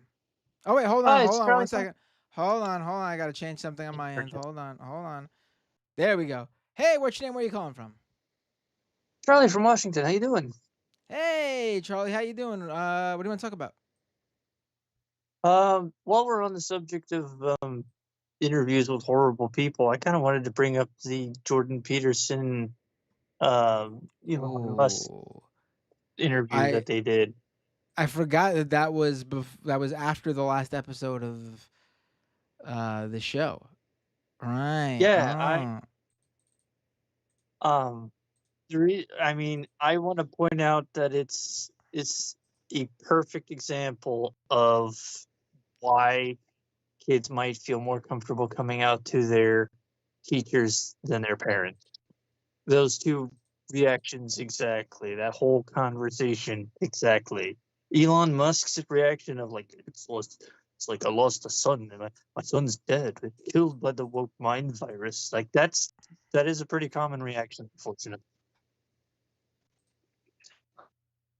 Yeah, I mean, I'm Takeaway. just recalling in my head and also what exactly he said, but he just like dead named her and said that his son using the dead name is calling her name is Elon Musk's daughter's name is Vivian, and Yeah. Musk referred to her as his son and then used the dead name and said that she is dead. I mean, really disturbing. Killed by the woke mind virus. Really disturbing because she's very much alive. And her response, by the way, is awesome. Yeah, she had a great definitely response, encourage people to check it out because, but listen, he puts him in his fucking place. Listen, you could. I feel like you can. I don't agree with it, obviously, but you can be an older individual, a parent, who is still trying to come to terms with it. Maybe you're uncomfortable. I don't agree with that feeling, but I can't choose how people feel. But still understand that person is still your child and you love them and acknowledge them. He isn't even doing that. Listen, parents from the older generation or brought up in a different way, sure, they can struggle with this. Again, I would not. I would definitely not. I would be very accepting of my child no matter what they are. But I understand people who would have that feeling, but then still work on themselves because they love their child. He is basically stating he is beyond that. It's not going to happen. He doesn't view his child as alive. I will say, usually when you hear stories of because I've heard stories of them of like parents using that exact word said for when trans people came out to them and they were just rejected by that. That's usually the kind of people who end up doing that. There are people who are like, oh, I kind of struggle with it. My brother's a little bit like that way. He's like, look, I don't understand it, but I want to try because I don't need to understand it to support you. And he's very good at it. I'm very lucky in my family. Not a lot of people. They're kind of rare in that regard. And this is just an interview highlighting that rareness for me, because Right. it is a sadly common story. But yeah, words like that, like Yeah, I it was definitely, listening to people talk about it I'm the whole sure, I'm sure it is a common story, but I don't. The unique situation here is not everyone's dad Not everyone's dad is the is doing world's it. most divorced dad. Yeah, with the power uh, that he has and ability to say this in front of an audience of tens of millions, if not hundreds of millions of people. yeah, but and he said they call it a dead name for a reason. The reason that I am aware that they call it a dead name is because that's the name they put on the tombstone. Because even in death, they don't fucking respect trans people. Right, Like, right. that's That's my great. understanding of where it comes from. Right, right. Um, But I mean, regardless of where that name, where the day, like, who cares where the term comes from in terms of like from his perspective, like, it's your child. It doesn't matter. Like, all this stuff is ridiculous, man. Just your daughter, you have a bad relationship with your daughter because of what you all of did, his kids because of what actually, you did. like, Well, he has a good relationship with that one kid that he brings all over the place. X, his son XZ, whatever his dear, son, the one he give it always time, brings around. give it time. There's that one kid that he brings around with him all the time, and it's clear that that's his favorite kid. I mean, listen, it happens. Everyone seems to have a favorite kid. I don't have a favorite, but right now in the ages they are in and what they're currently into, it's clear that I spend more time with my son due to soccer and everything than my daughter. But neither of them are Well, my yeah, that's a favorite. Yeah, time-taking thing. It's just kind of yeah, natural, yeah. yeah. So like I'm saying, But like, that ends up happening sometimes. I'm not judging him for that, but the just thing is, like, like this is a guy who's actually lost a kid before, and like here he has one of his kids alive, and he's saying like she's dead to me, basically. You know, yeah, yeah. I mean, it is it's when it's Karens get really too much money, you know. it's ridiculous because like the guy has all the resources in the world to reach out to her and to try to fix that relationship. And he's just choosing not to, obviously. Like, Honestly, listen, good for her getting away good from for him. like, It's like you right, don't right, need that shit in your but life. here's the thing: But she's under no there's no prerogative for her to oh yeah, no, respond to that that, is on him to do the work. right? But But as like a but he, but as a but as a father though, it's still on him to do like you owe your kid everything. Like I hate that mentality that some parents have where like I brought you into this world and I can take you out. No, it's the fucking opposite to me. Like you chose to have a child and bring the kid into the world. So that means you owe it to them to give them a good life, to give them everything you can. They did not choose to be here, but they're here. And now you respond to everything for them. And then the same goes yeah, down the line when yeah, they have kids and such. There's a lot of people who have the opposite idea where you have a kid and they owe you the world because you gave birth to them or you brought them into the world. And that is the complete opposite way it should be looked. yeah, it's my parents kind of raised me with the idea. They kind of came into parenting with the idea that okay, our kids are going to show us who they are, not the other way around, and that's how that works. Like all I of mean, my listen, nephews, they are as very a much their own people. We allow them to be because that's important. right. That's I how you mean, should bring kids. as a parent, you do obviously have authority over these children because they're kids. And you do have to tell them to do you do have to force them to do certain things sometimes for their own good so they don't get hurt or they got to do their homework for example and that might turn into a fight or there are things obviously where you do have to be strict. But at the end of the I day, think you are there for them. Like I think you are the responsibility. response, and they are their own individual person too. Like they have Yeah, agency. everyone just has Even at a this. young I even at a young age. I'm not even like I think it's also weird parents Oh yeah, no. who are like, My yeah, my of 2 course you year old have nephew is already a personality. Like he's cute. Like right. he's already got his own personality set. Right. Like, yes, of course you have authority over them simply because of experience and knowledge and maturity, but they also do have feelings of their own that you should respect. And if they don't want to do something and there's a good reason, then you work it out with them. If there's if there's a stupid reason, then obviously you got to do your fucking homework. If there's no, you're lazy, that's not a good reason. But if something's wrong, they are human beings. You have to respond to that and help them. I would use the word responsibility rather than authority because you got to keep in mind with a guy like Elon is like his whole thing is he thinks he's put on this earth to spread his DNA because he thinks he's the utmost peak of what humanity can be. So he's literally trying to make mini hims, and he can't conceive of anybody. He's one of those kind of parents who think that this kid is an extension of me. In a sort of weird, in a really sick way in his case. I mean, But you're hearing it right loud and clear. I'm sure. I'm not gonna say I'm sure, but it sounds potentially like something Elon Musk would support. Just from what I know of the guy, I'm not saying he would. It just sounds like something he may consider to support. But this conservative idea that's coming about, JD Vance throwing it out there, that yeah, he's if you very have much in that kids, crowd. Very so. if specifically if you have kids, they get a vote that you control.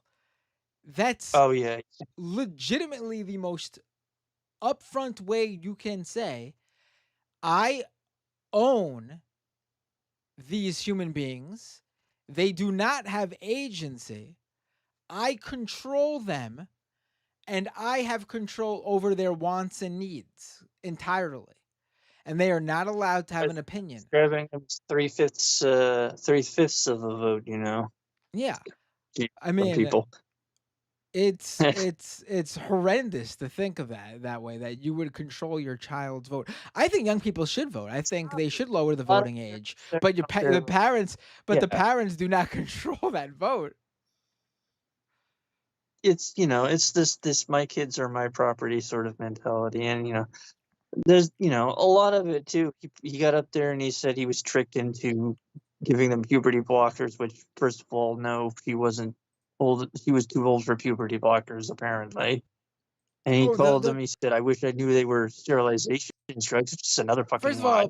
puberty And Jordan blockers could, Peterson, like, they're all butchers. They need to go. They all know it's not. The gender well, dysphoria is not a real thing. Also lying. right. Which I mean, puberty blockers can be reversed, obviously. You just stop. And then on top of that, and they can also do the opposite, but then to reverse it. But then also, like, these treatments are for a variety of different things too. I've told the story about how I know someone who was never hit a growth spurt, and they were. And listen, I'm short. I'm a short guy, but I'm like naturally got to the height I was supposed to just naturally be based on my family. But I know someone who was way shorter than that, and there was something wrong with their, when they didn't hit puberty right, or their hormones weren't, and so they had to take a shot regularly just so that the doctor prescribed to them so that they can grow. I mean, yeah, we give these treatments to people for all sorts of things. So the idea that yeah. like this is You some know, like weird, bizarre, like, it's not. It's completely normal. This is just someone going through a completely different issue. yeah. This is stuff that's been available to help these kids out for decades, and they're just applying it in a way that is actually helping people, and they just don't want to believe that trans people are a real fucking thing, that it's some social contagion or whatever. Right. Um, I do want to point out a couple of humorous things I noticed. Um, One, in the background, he has written in that cyberpunk game font, Cybertruck, but I swear to God, I had to really squint and look close at it to not see the word cyberfuck. Just the way it was splashed out on there, I could not read it any other fucking way. And then there's a point in the interview where Jordan Peterson tries to get Elon to do the all meat diet that he did, and he's like, "No, you have to do this. Like, do this. It will work. Come on, I'll come over to your house and show you how to do it right now." It's really weird. He's a weird fucking dude. Oh, the other thing I wanted to mention while we're on the topic of Cybertrucks is you remember that MAGA rapper guy? He did a rap video for the RNC in one of the earlier days, and Oh, during the what's course, his name? What's his name again? I don't fucking remember his name. Octavius, something, Forgiato Blow or Forgiato, that guy, something like that. I gave number 738, but Forgiato Blow, I think his name is, something like that. during the course of this music video that he's doing, in the background, you can see a Cybertruck decked out with Trump propaganda all over it, and I didn't know you could make that truck look any uglier. You got to find a screenshot of it. It's a hideous sight to behold. But before I go, I want to say, I know that the JD Vance couch memes, I know that that's not a fact, or at least a verifiable one. But it is my opinion that JD Vance is a couch fucker. And we live in the land of the free, where we're allowed to have our differing opinions. So I'm going to continue with it because, they get their alternative facts. They get to lie and ruin people's reputations, cost them their job, get people shot and killed. So I think the internet could have a little bit of fun at JD Vance's expense, and I encourage the chat to post the best couch memes Well, for me. I think I found the where is it? Hold on. I think I found the Cybertruck. The Trump Oh my God. Cybertruck. Hold Get on. on screen. Gotta show them. Is this it? Hold on, I'm pulling it up. It's in their weird. They had a music video Is that for it? like day 2 or something. Like, I don't know. I can't see. It's got like a American flag wrap all over it with Donald Trump on it. Oh my God! It's even uglier than I thought it was. Is that it? Holy shit! I think so. I think it had the American flag on the front. It's kind of hard to see from this thing. You only see like a few seconds of it in the music videos. I didn't get quite the good look at it. Look at that ugly it wouldn't motherfucker. surprise me. Wouldn't surprise me. There's multiple Trump Cybertrucks out there. He's selling. Trump apparently is selling Bitcoin sneakers. Did you see? Oh my God! Are you kidding me? Where is the? I'm surprised he didn't bring up that sneaker deal at that something. He's like, "Look, I brought you gold sneakers. Why don't you like me?" Yeah. You know how he's selling the gold. You know how he's selling the gold sneakers? They basically made a Bitcoin version. This is the Trump Bitcoin sneakers that his campaign is selling. Oh my God! Oh my God! Trump crypto president with the Bitcoin logo. This man is a cartoon. This man is a fucking cartoon. You can't write somebody that fucking. Good God. Yeah. All right, Charlie. There's a few other people trying to call in, so I'm going to take their calls. Thanks for the call. Great call as always. Yeah, thanks for having me. Have a good one, bud. You too. Take care.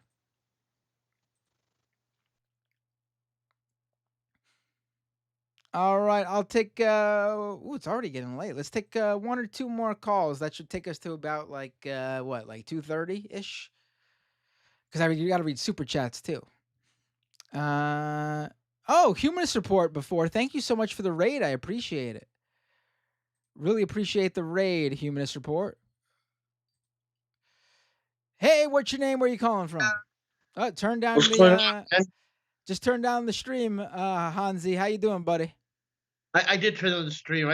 Sometimes I expect you not to go to me right away, so I have to keep an eye out on the stream. I don't. Otherwise, I don't pick and choose whatever. I mean, unless I tell you I'm taking your call specifically on it. Like, but if the calls are coming in and I'm just taking them at random, whatever pops up first, I just take the call button. I hit the call button. So that's how I choose that. Okay, so your first thing, okay, I'm not the most credible person when it comes to all this shit, right? So can you explain to me in a quick summary at least? Like I don't support any I don't support any CIA back coup in any other country, right? Let me clarify that. But am I a bad lefty if I don't think Maduro is a good guy, or am I completely written off now? No, I think it's fine. I mean, you could do whatever you want, but if you're asking like my opinion, I think it's fine to. I mean, he's still a world leader, and they should all be criticized. He's the leader of a country. He's a president, and he should be criticized. But in terms of like wanting the U.S. to like do a coup there, I don't uh, want that to happen. I don't right. want that So to then happen. I think you're fine. I mean, But no, no, some people like him, some people don't. Some people have their pros and cons and have criticisms and good things to say. Both things to say about him.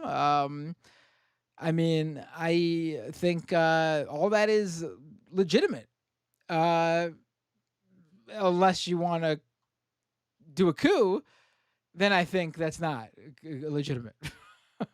Well, I mean, no, no, obviously, no, no, no, dude, I don't support any coup. But the thing is, like, I just know that there's people who say they're on the left who then just do like they'll talk about people being like in a cult, and I agree. There's people in a cult when it comes to worshiping celebrities and fucking politicians as a whole. Yeah, But you shouldn't do that. I Shouldn't believe do that that. with politicians. Even any politician doesn't matter. I personally think the jokes where like people jokingly say like "Save us, President Z," the Chinese president, the president of China. Those are funny jokes. But like if you're someone who thinks like he's great, then I think that you're falling into the same shit. Like these every one of these politicians, every president sucks. Some suck a lot more than others. You know, because here's the thing, man. When I wrote off the mainstream after they spread the lies of the Iraq war and all that shit, I totally wrote them off. And then in the 2010s, when I was diving into alt media and also conspiracies, I would basically trust the conspiracies and the alt media 100%. And because like, they're exposing U.S. imperialism, which is important to fucking do. And I feel like since the 2020s, some of these people that I used to fucking go, okay, they're giving me the right narratives and all that. I feel like now I'm confused as fuck. Like there's not one of these, oh, I'm politically homeless and I might go right wing type of deals. It's not like that at all whatsoever. Trust me, I'm trying hard not to get radicalized by because there's always more sensationalist shit that like for example like whenever like I'm for solving systemic racism and all that, then when the fucking news has a bunch of sensationalist DEI stories to make go, oh look, they wanted a black woman to titty slap a white woman in the office and they paid her $5 million to do that type of shit, whatever. What they call, I know that and 10 years ago I'd been like, well, you know what, man, I am for solving racial injustice, but this is getting way too out of control. So I don't want to be one of those guys that fall for sensationalist shit. That's why, listen, I know we disagree on the conspiratorial shit, but when I believe they're putting money on the fucking street to make you more fucking fear mongering over trans, homeless people, and all that kind of shit, then like yeah, I'm supposed to call out the agendas. You know what I mean? I know I might not have all the facts with the what's fun. I think we dumb down billionaires so much. We're like, oh, they're evil and they're greedy, but we don't think that they would be evil enough to put money on the fucking street for viral videos, which is fucking very, very. The news cycle is now capitalized off of what's in the fucking what goes viral. And the thing is, people go, "Oh, I can't believe I can't believe that completely." But it's like if these people who are powerful are killing innocent people overseas, why would I fucking not think that they would be organizing death amongst their own citizens in their own fucking country? Like I have to hate billionaires, but I can't hate them for the R-rated version of what they are. I gotta fucking dumb it down to them being a couch fucker. You know what I mean? That's what gets me kind of. I know it's conspiratorial, but I mean, but like I think people on the left lose their arguments when the right wing makes it look like the mainstream media is covering up shit. When I personally believe stuff that's online is also funded by billionaires for the narratives, and we act like the internet is like 1990 fucking five, if that makes sense. Yeah, I guess. Yeah, I see what you're saying. Basically, move on to the next fucking point. You No, don't want I to. get. No. I get what you're saying in terms of like, you know, there are obviously people who take advantage of these situations and ramp up the rhetoric around it, and yes, I totally. Yeah. No, I get it, man. Listen. I mistakenly I still follow the young fucking Turks. I don't know why I do, but I guess as long as they keep saying they're the home of the progressives, and I see them, like for example, Anna Kasparian now is downplaying what Project 2025 is going to be, and she's falling for the narrative of, oh, Trump, he denounced it, so you shouldn't say that he wrote it, whatever. But he literally said in a speech a year or two ago that he plans on using the Heritage Foundation's ideas into a second fucking term, and it's like nonstop gaslighting.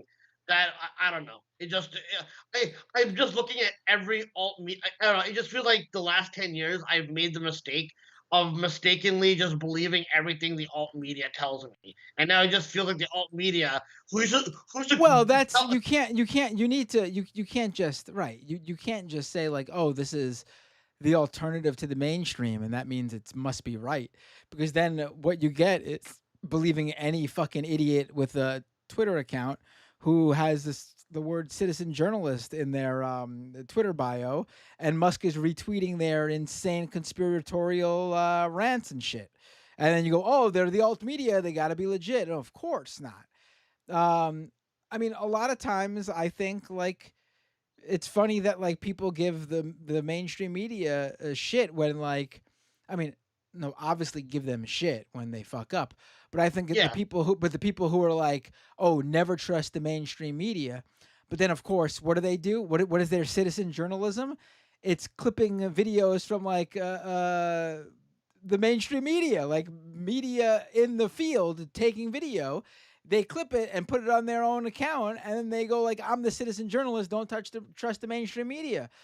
I mean, a lot of it depends on people in the field, and mainstream media just happens to be the outlets that have the financial means to put people in the field. A lot more people in the field than citizen journalism or independent media is able to do. Well, I So mean, I'll disagree with the because I do believe that other alt medias are funded by other dictator governments. It wouldn't shock me if like there's dark money going into TYT from like Well, right wing I fucking don't even sources. think it's. I don't even think it's. I mean, that's certainly a possibility for some outlets, like some independent media. But I think the more prevalent, the more common scenario is that they're chasing the dollar, the almighty dollar. It's all about the money play. You see this all the time. You see so many people who have completely changed who they are because it's become the financially more lucrative position to hold. It's just, and it's not only just like a straight up money exchange where like, oh, this content does well, I will do more of this content so I make more money via advertising. No, I mean just talking about that. There are people who they get to a certain point in life and then they change based on what they support that benefits where they are in life. You see this with people too. It's not always like there's all different sorts of plays here where they chase whatever's more beneficial to their career or their wallet. I personally don't do that. I would just leave the industry if I Bullshit. ever No, no, felt. I'm joking. I I'm mean, joking. I'm I joking. would just stop doing this stuff if that's how I felt. Like I I would just get do you. I would just do something else. Yeah, Um, listen. Yeah, no, go. Finish what you're saying. I didn't mean to cut you off. I mean, listen, like this is not a lucrative thing. I'm not rolling in dough. But eventually it's gonna get to a point where like if this doesn't get bigger, then I'll have to reconfigure how much time and effort I put into it. It's just the facts of life. But you're not gonna see me go like, oh, this is not getting bigger. Time to make that play for the right wing audience or change my opinion on this. No, you'll just see me do less. That's all. Because I'll use that time to do something else that brings in more money. No, I get you. I get you. No, listen. Sometimes I gotta come here and just because again, like the whole because again, sometimes when I'm confused, you give me more like at least a balanced answer. So I was confused because obviously like cause I'm seeing Elon Musk like chat like going at with Maduro. So I'm like, okay, obviously I don't want to support Elon Musk and Marco Rubio and all these fucking shitheads, whatever, right? And then so then I see some of the people who are Jimmy Dore type of leftists that are supporting Maduro.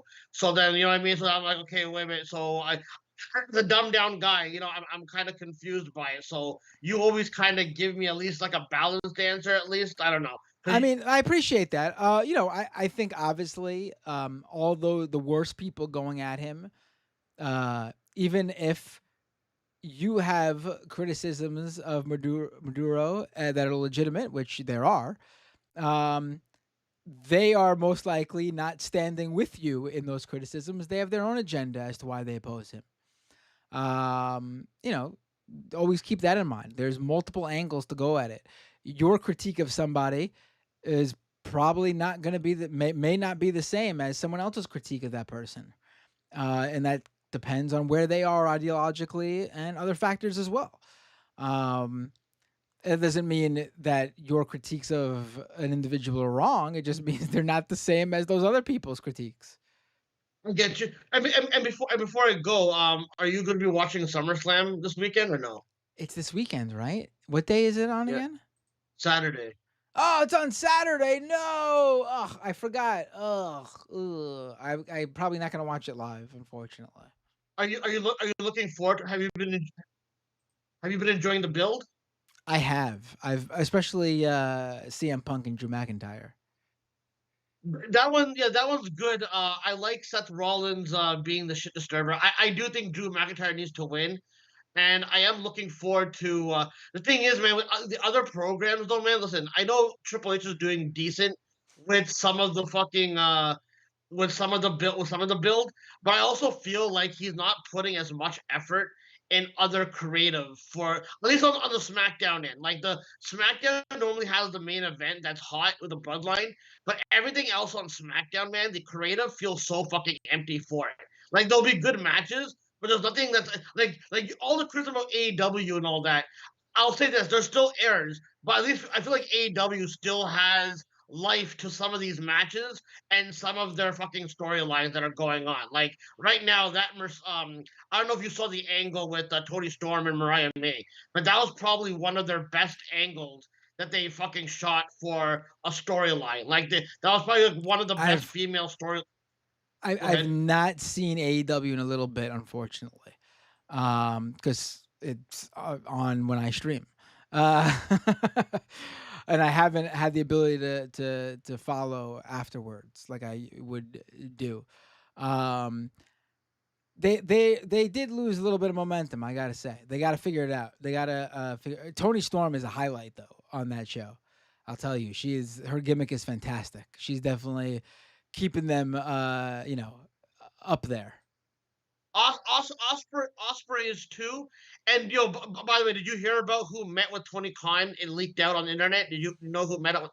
I saw that Shane McMahon allegedly met with Tony Khan. It's a big deal. Dude, if dude, I'm done with AEW. Shane McMahon comes in, bro. I don't want to see Osprey or MJF have to sell those shitty fucking punches.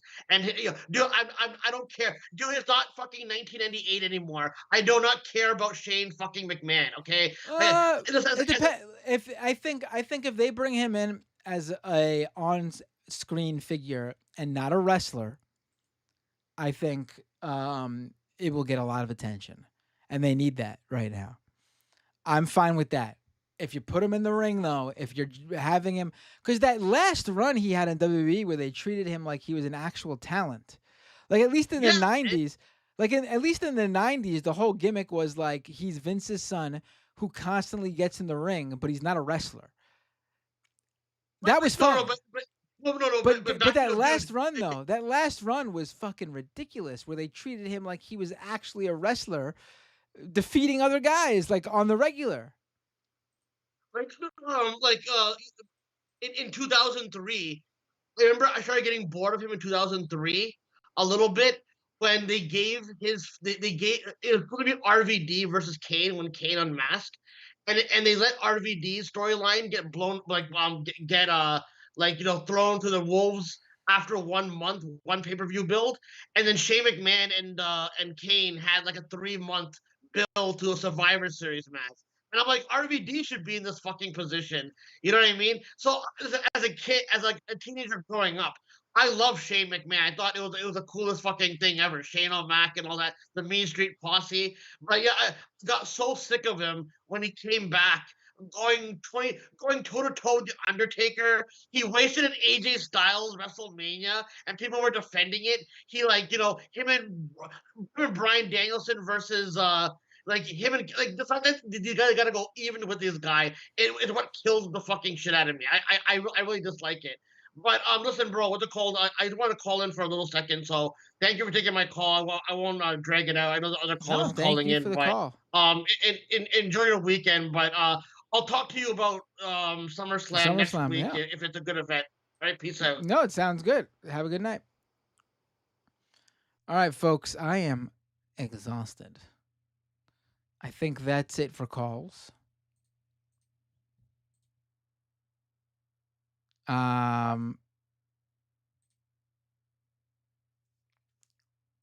Let's. All right, I'll take one more really short one. I shouldn't be doing it, but one more really short one. Hey, what's your name? Where are you calling from?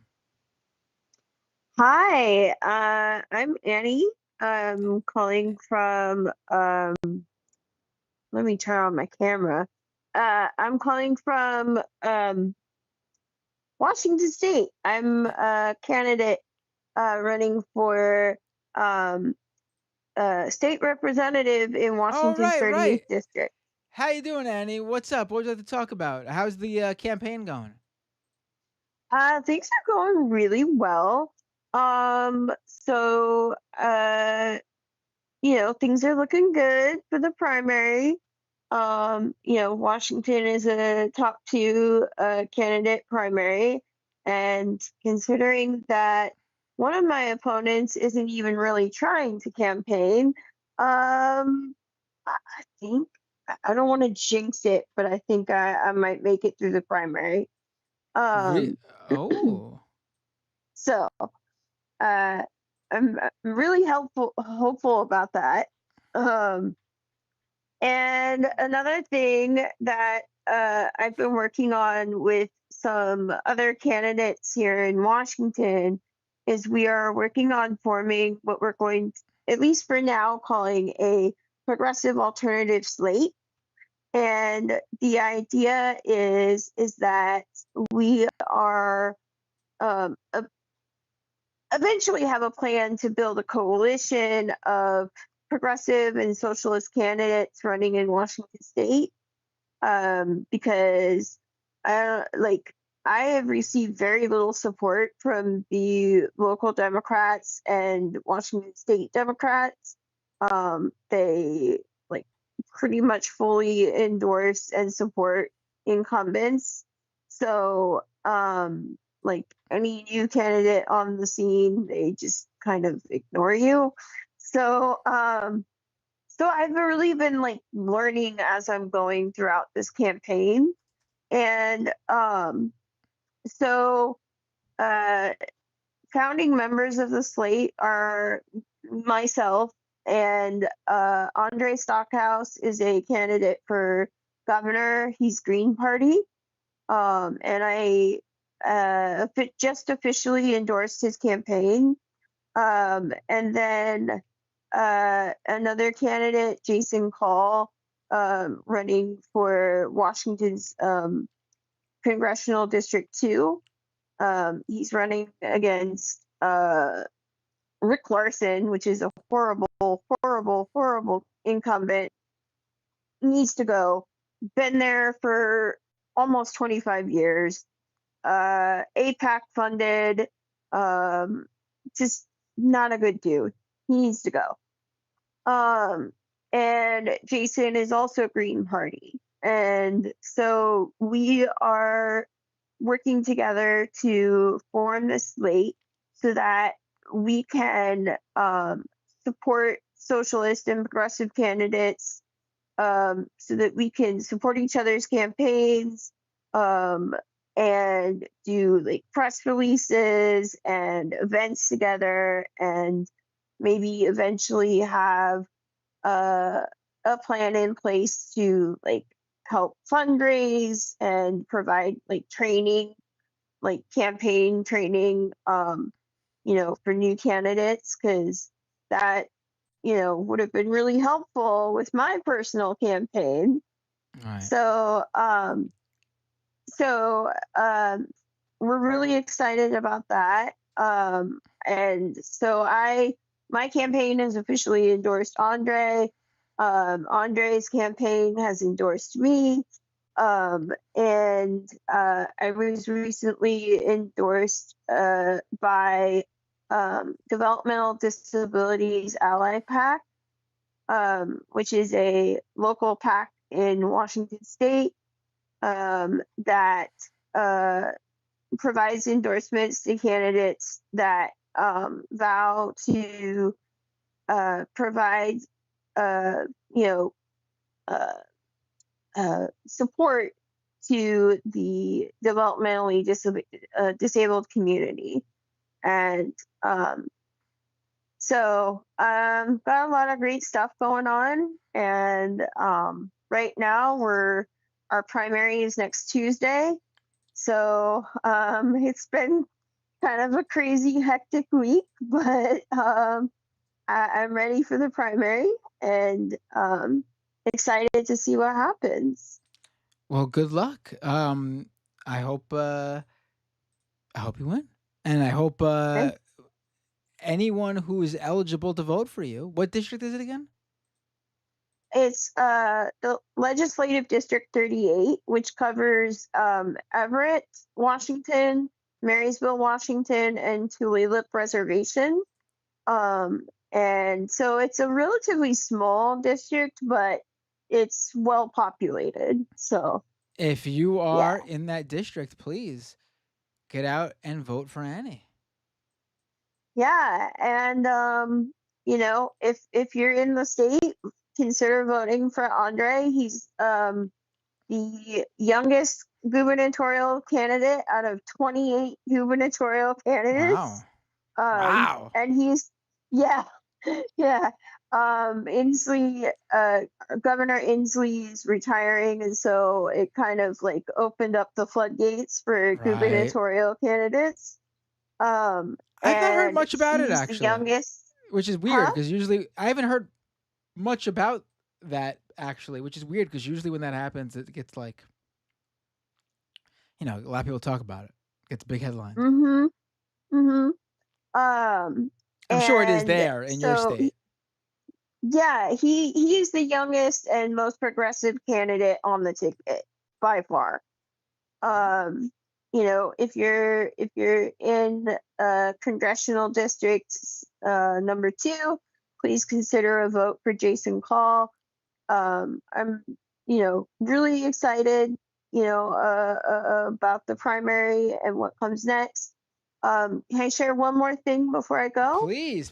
I love that you're putting, you have an election coming up and you're putting out all these other candidates that people should vote for. That's how it's done. This is good. This is awesome.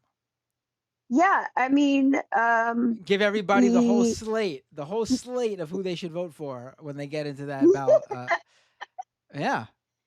yeah, I'm gonna try to put out like a recommended candidates list in the next like couple of days um of candidates that I have researched and found to have particularly progressive policies.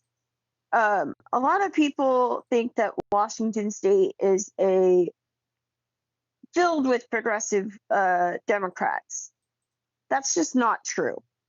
Most of the Democrats in Washington are very much old school establishment Democrats that will toe the line of whatever the whatever national is telling them to do. Right. Whatever the state Democrats are telling them to do, and it's disappointing. So we need more progressive candidates in this state for sure. Um, so for instance, today, I so today I went and met with a Everett City Council member, um, and I was there to discuss two things: criminalization of potential criminalization of homelessness in Everett.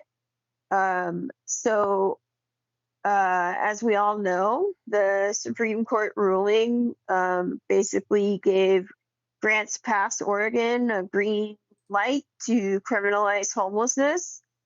And there's already been one city within Washington State that has done this.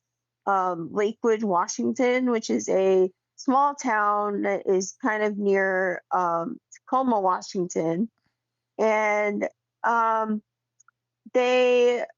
I remember seeing like a broadcast about this, like a news broadcast about this, and they were basically like, look, don't worry about it. We're gonna give people warnings. We're gonna give people 2-3 warnings before we take them off to jail. And it's like, really? Like, where are they supposed to go? Like, Right. like, what do you expect them to do? Like, people have, that are homeless, like, have belongings. They have, things like everybody else does, and they can't just necessarily just pick up and relocate to somewhere else or relocate to the next city over. Like, I don't understand how this really helps solve the problem, because it doesn't. It just exacerbates the problem and punishes people for being in that situation in the first place. My mayor, so I live in Marysville, Washington. My mayor basically said that he supports this. He supports criminalizing homelessness, which he's already kind of done several years ago. And he, when he essentially made it illegal to beg on like street corners and by the highway, by the freeway and stuff. And he basically put the responsibility to help the homeless on churches in Marysville, which there's, pretty much a church on every corner. Or we'll just send them to Everett. We'll just send them to the Everett Gospel Mission. Well, the problem is the only way to get between Marysville and Everett is by either traveling along a freeway or a highway. So it's not exactly easy. So anyways, so I met with a city council member today, and we discussed this because she had expressed in a recent news article that she had concerns about this happening in Everett. And and she recently told me about she told me about a program that's called enhanced sentencing.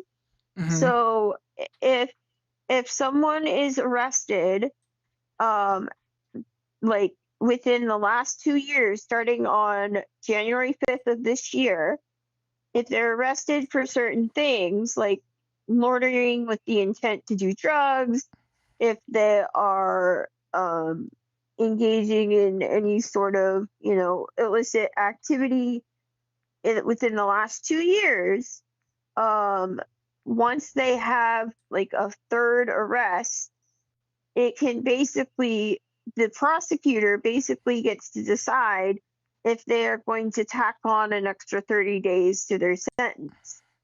And which is like incredibly disturbing because we're talking about crimes, like people stealing food, people stealing, theft of small things, like things that you need to live, right? Like personally, I don't, if somebody steals an apple from the grocery store, like I don't care. But like, it's they're doing so because they are that desperate, right? So, so this with this enhanced sentencing thing, then the prosecutor then can decide, oh, we're going to tack on an extra 30 days to your sentence and keep you in jail for another 30 days. And the idea, of course, is, oh, we'll just keep you in jail. So we force you to get clean. And, by the time you've spent 30 days in jail and had time to think about what you've done,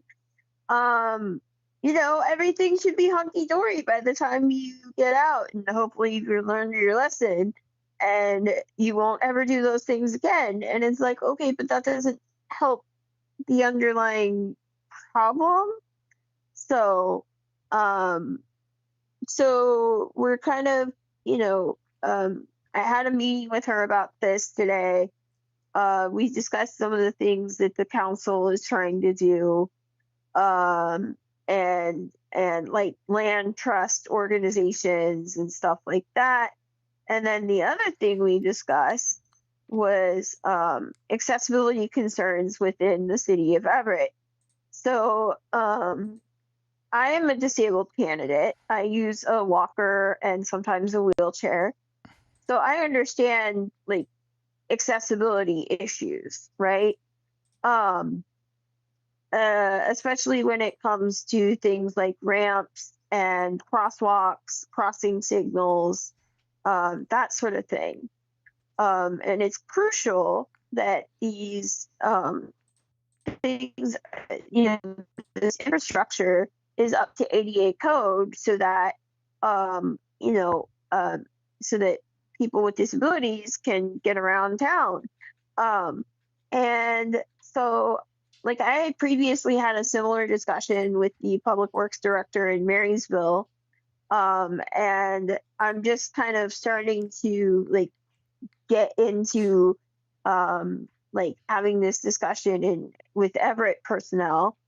And uh, you know, they do have Everett does have a program where you can like report when you find a ramp or something that isn't accessible, but that kind of puts the onus on the disabled person, which I feel is kind of wrong.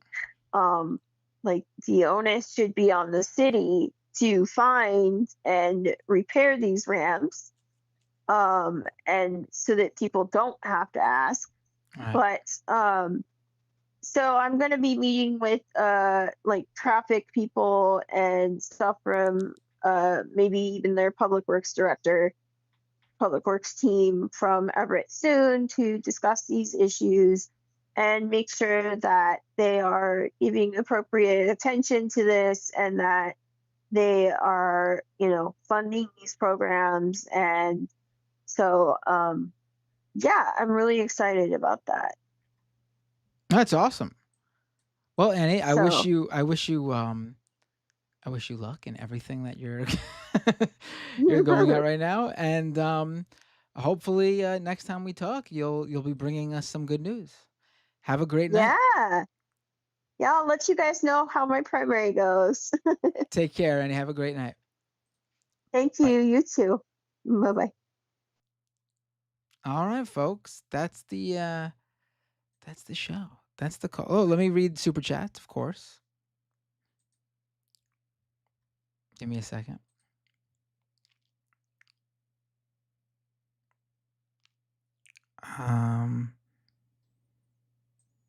Oh yeah, I meant to ask if any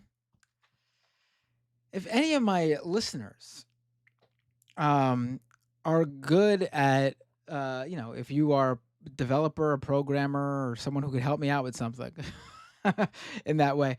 Let me explain what's going on. So one of the podcast hosts that I use for one of the podcasts, the one that hosts Scam Economy, they're closing. And so I need to move my podcast to a new host. That's not a problem. Moving the podcast is no big deal. But I never realized this because it wasn't a big deal at the time because it wasn't something I regularly did. But the podcast host I was with, somehow or another, does not have exportable analytics. So I'm trying to figure out a way. I mean, what I could do is go through each and every fucking thing and download the fucking analytics, which is going to take forever. But if maybe there's some way that to scrape that or automate it or make it quicker, just pulling down the analytics for the podcast for the past 2 years or whatever, hit me up, okay? And I will be forever in your debt. And let me know if how much it would cost or whatever. Because I don't want to lose that data because it's important data to see how the show has progressed and what works and what doesn't episode wise and things like that. All right, let's go to the super chats. Let me read all of Renee's first because there's a bunch from Renee. Renee says, can we make Dave from Jamaica the White House correspondent? Wanda M had a spy there at the Black Journalists. Any man who needs to say that they're a king. Wouldn't it be the fault of slumlords like Trump that hires someone desperate to work for starvation wages and refuses to pay them anyway? And Deja Vu, read Tim Pool's take on post-birth abortion. Oh, right.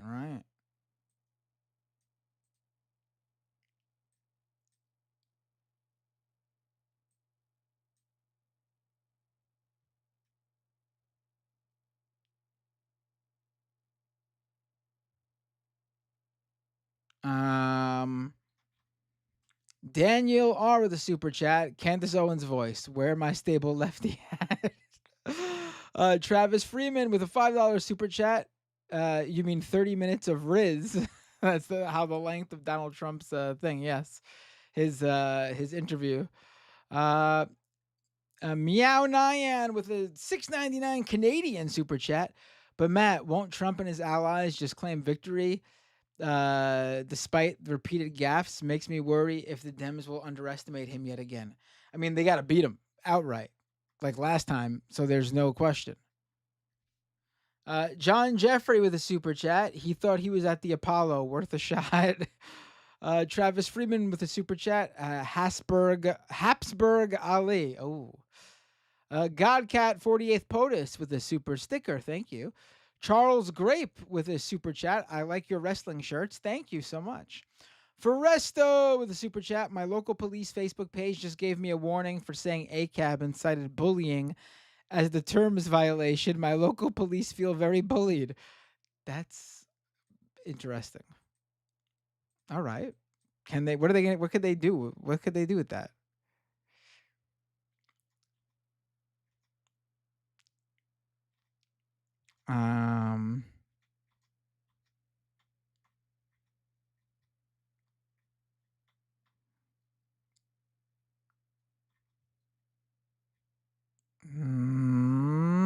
Oh, and over on Twitch. Bunch of people on Twitch today. Whoa, everyone wants that Apple Plus subscription. Make sure you get it. Let me know if something happens. The Twitch sent me numerous emails about it, so it better be working for you. Thank you again, Humanist Report. Valinova gave out 10 community gift subs. Used Suit subscribed with Prime and started a hype train. Thank you. Heretic Soup resubscribed with Prime. Subscriber for 2 months. Done, says Heretic Soup. Veritas79 resubscribed with Prime. Subscriber for 4 months. You Milliben subscribed with Prime. Thank you so much. Juicy Stalin subscriber Prime. Thank you so much. Hype train completed at level 4, 87%. The community contributed a total of 15 sub gifts. Thank you so much. Depuia subscriber Prime. Thank you. Jen Kent resubscriber Prime. Subscriber for 2 months. Love the show, says Jen Kent. Thank you. Chadwick Von Mack resubscriber Prime. Subscriber for 5 months. Elon Musk is a sad weirdo with a breeding kink, says Chadwick. Rainier 2 subscriber Prime. Future Mountain subscriber Prime. Whoa. Wow. Thank you all so much. I really appreciate it. And of course, Jeremy C over at patreon.com/MattBinder became a patron during the show. Thank you so much, Jeremy C. As always, you can support the show at patreon.com/MattBinder. And if you have the technical know-how skills to help me out with doing what's going to manually take me weeks to do, let me know. I appreciate it. Toka Oroku with the last-minute super chat. Gonna try and raise my Patreon pledge. Bear with me. Thanks. Thank you so much, Toka. I really appreciate it. Only do it if you can, please. I don't want to hear people saying how, they're struggling financially and giving me money. Do not do that. Do not do that. In the Kamala Harris, do not come voice. Do not do that. Do not do that.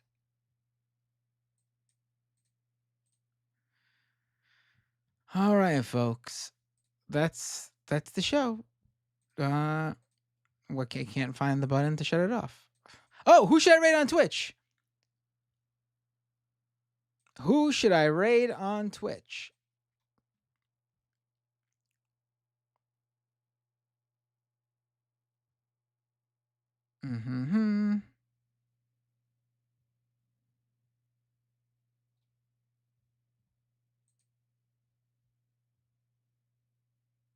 Who's on right now? Let's see.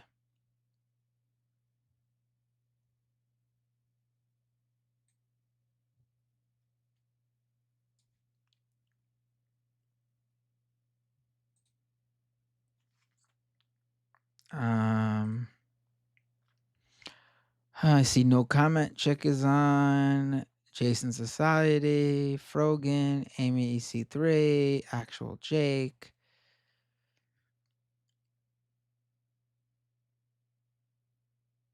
Everyone's saying Actual Jake. I've rated Actual Jake numerous times. I know how good Actual Jake is. So, but being that that's the only recommend, and it's the obvious choice, obviously. Let me rate Actual Jake.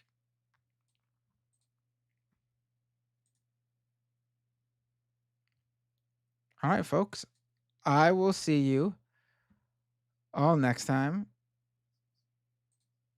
on Doomed.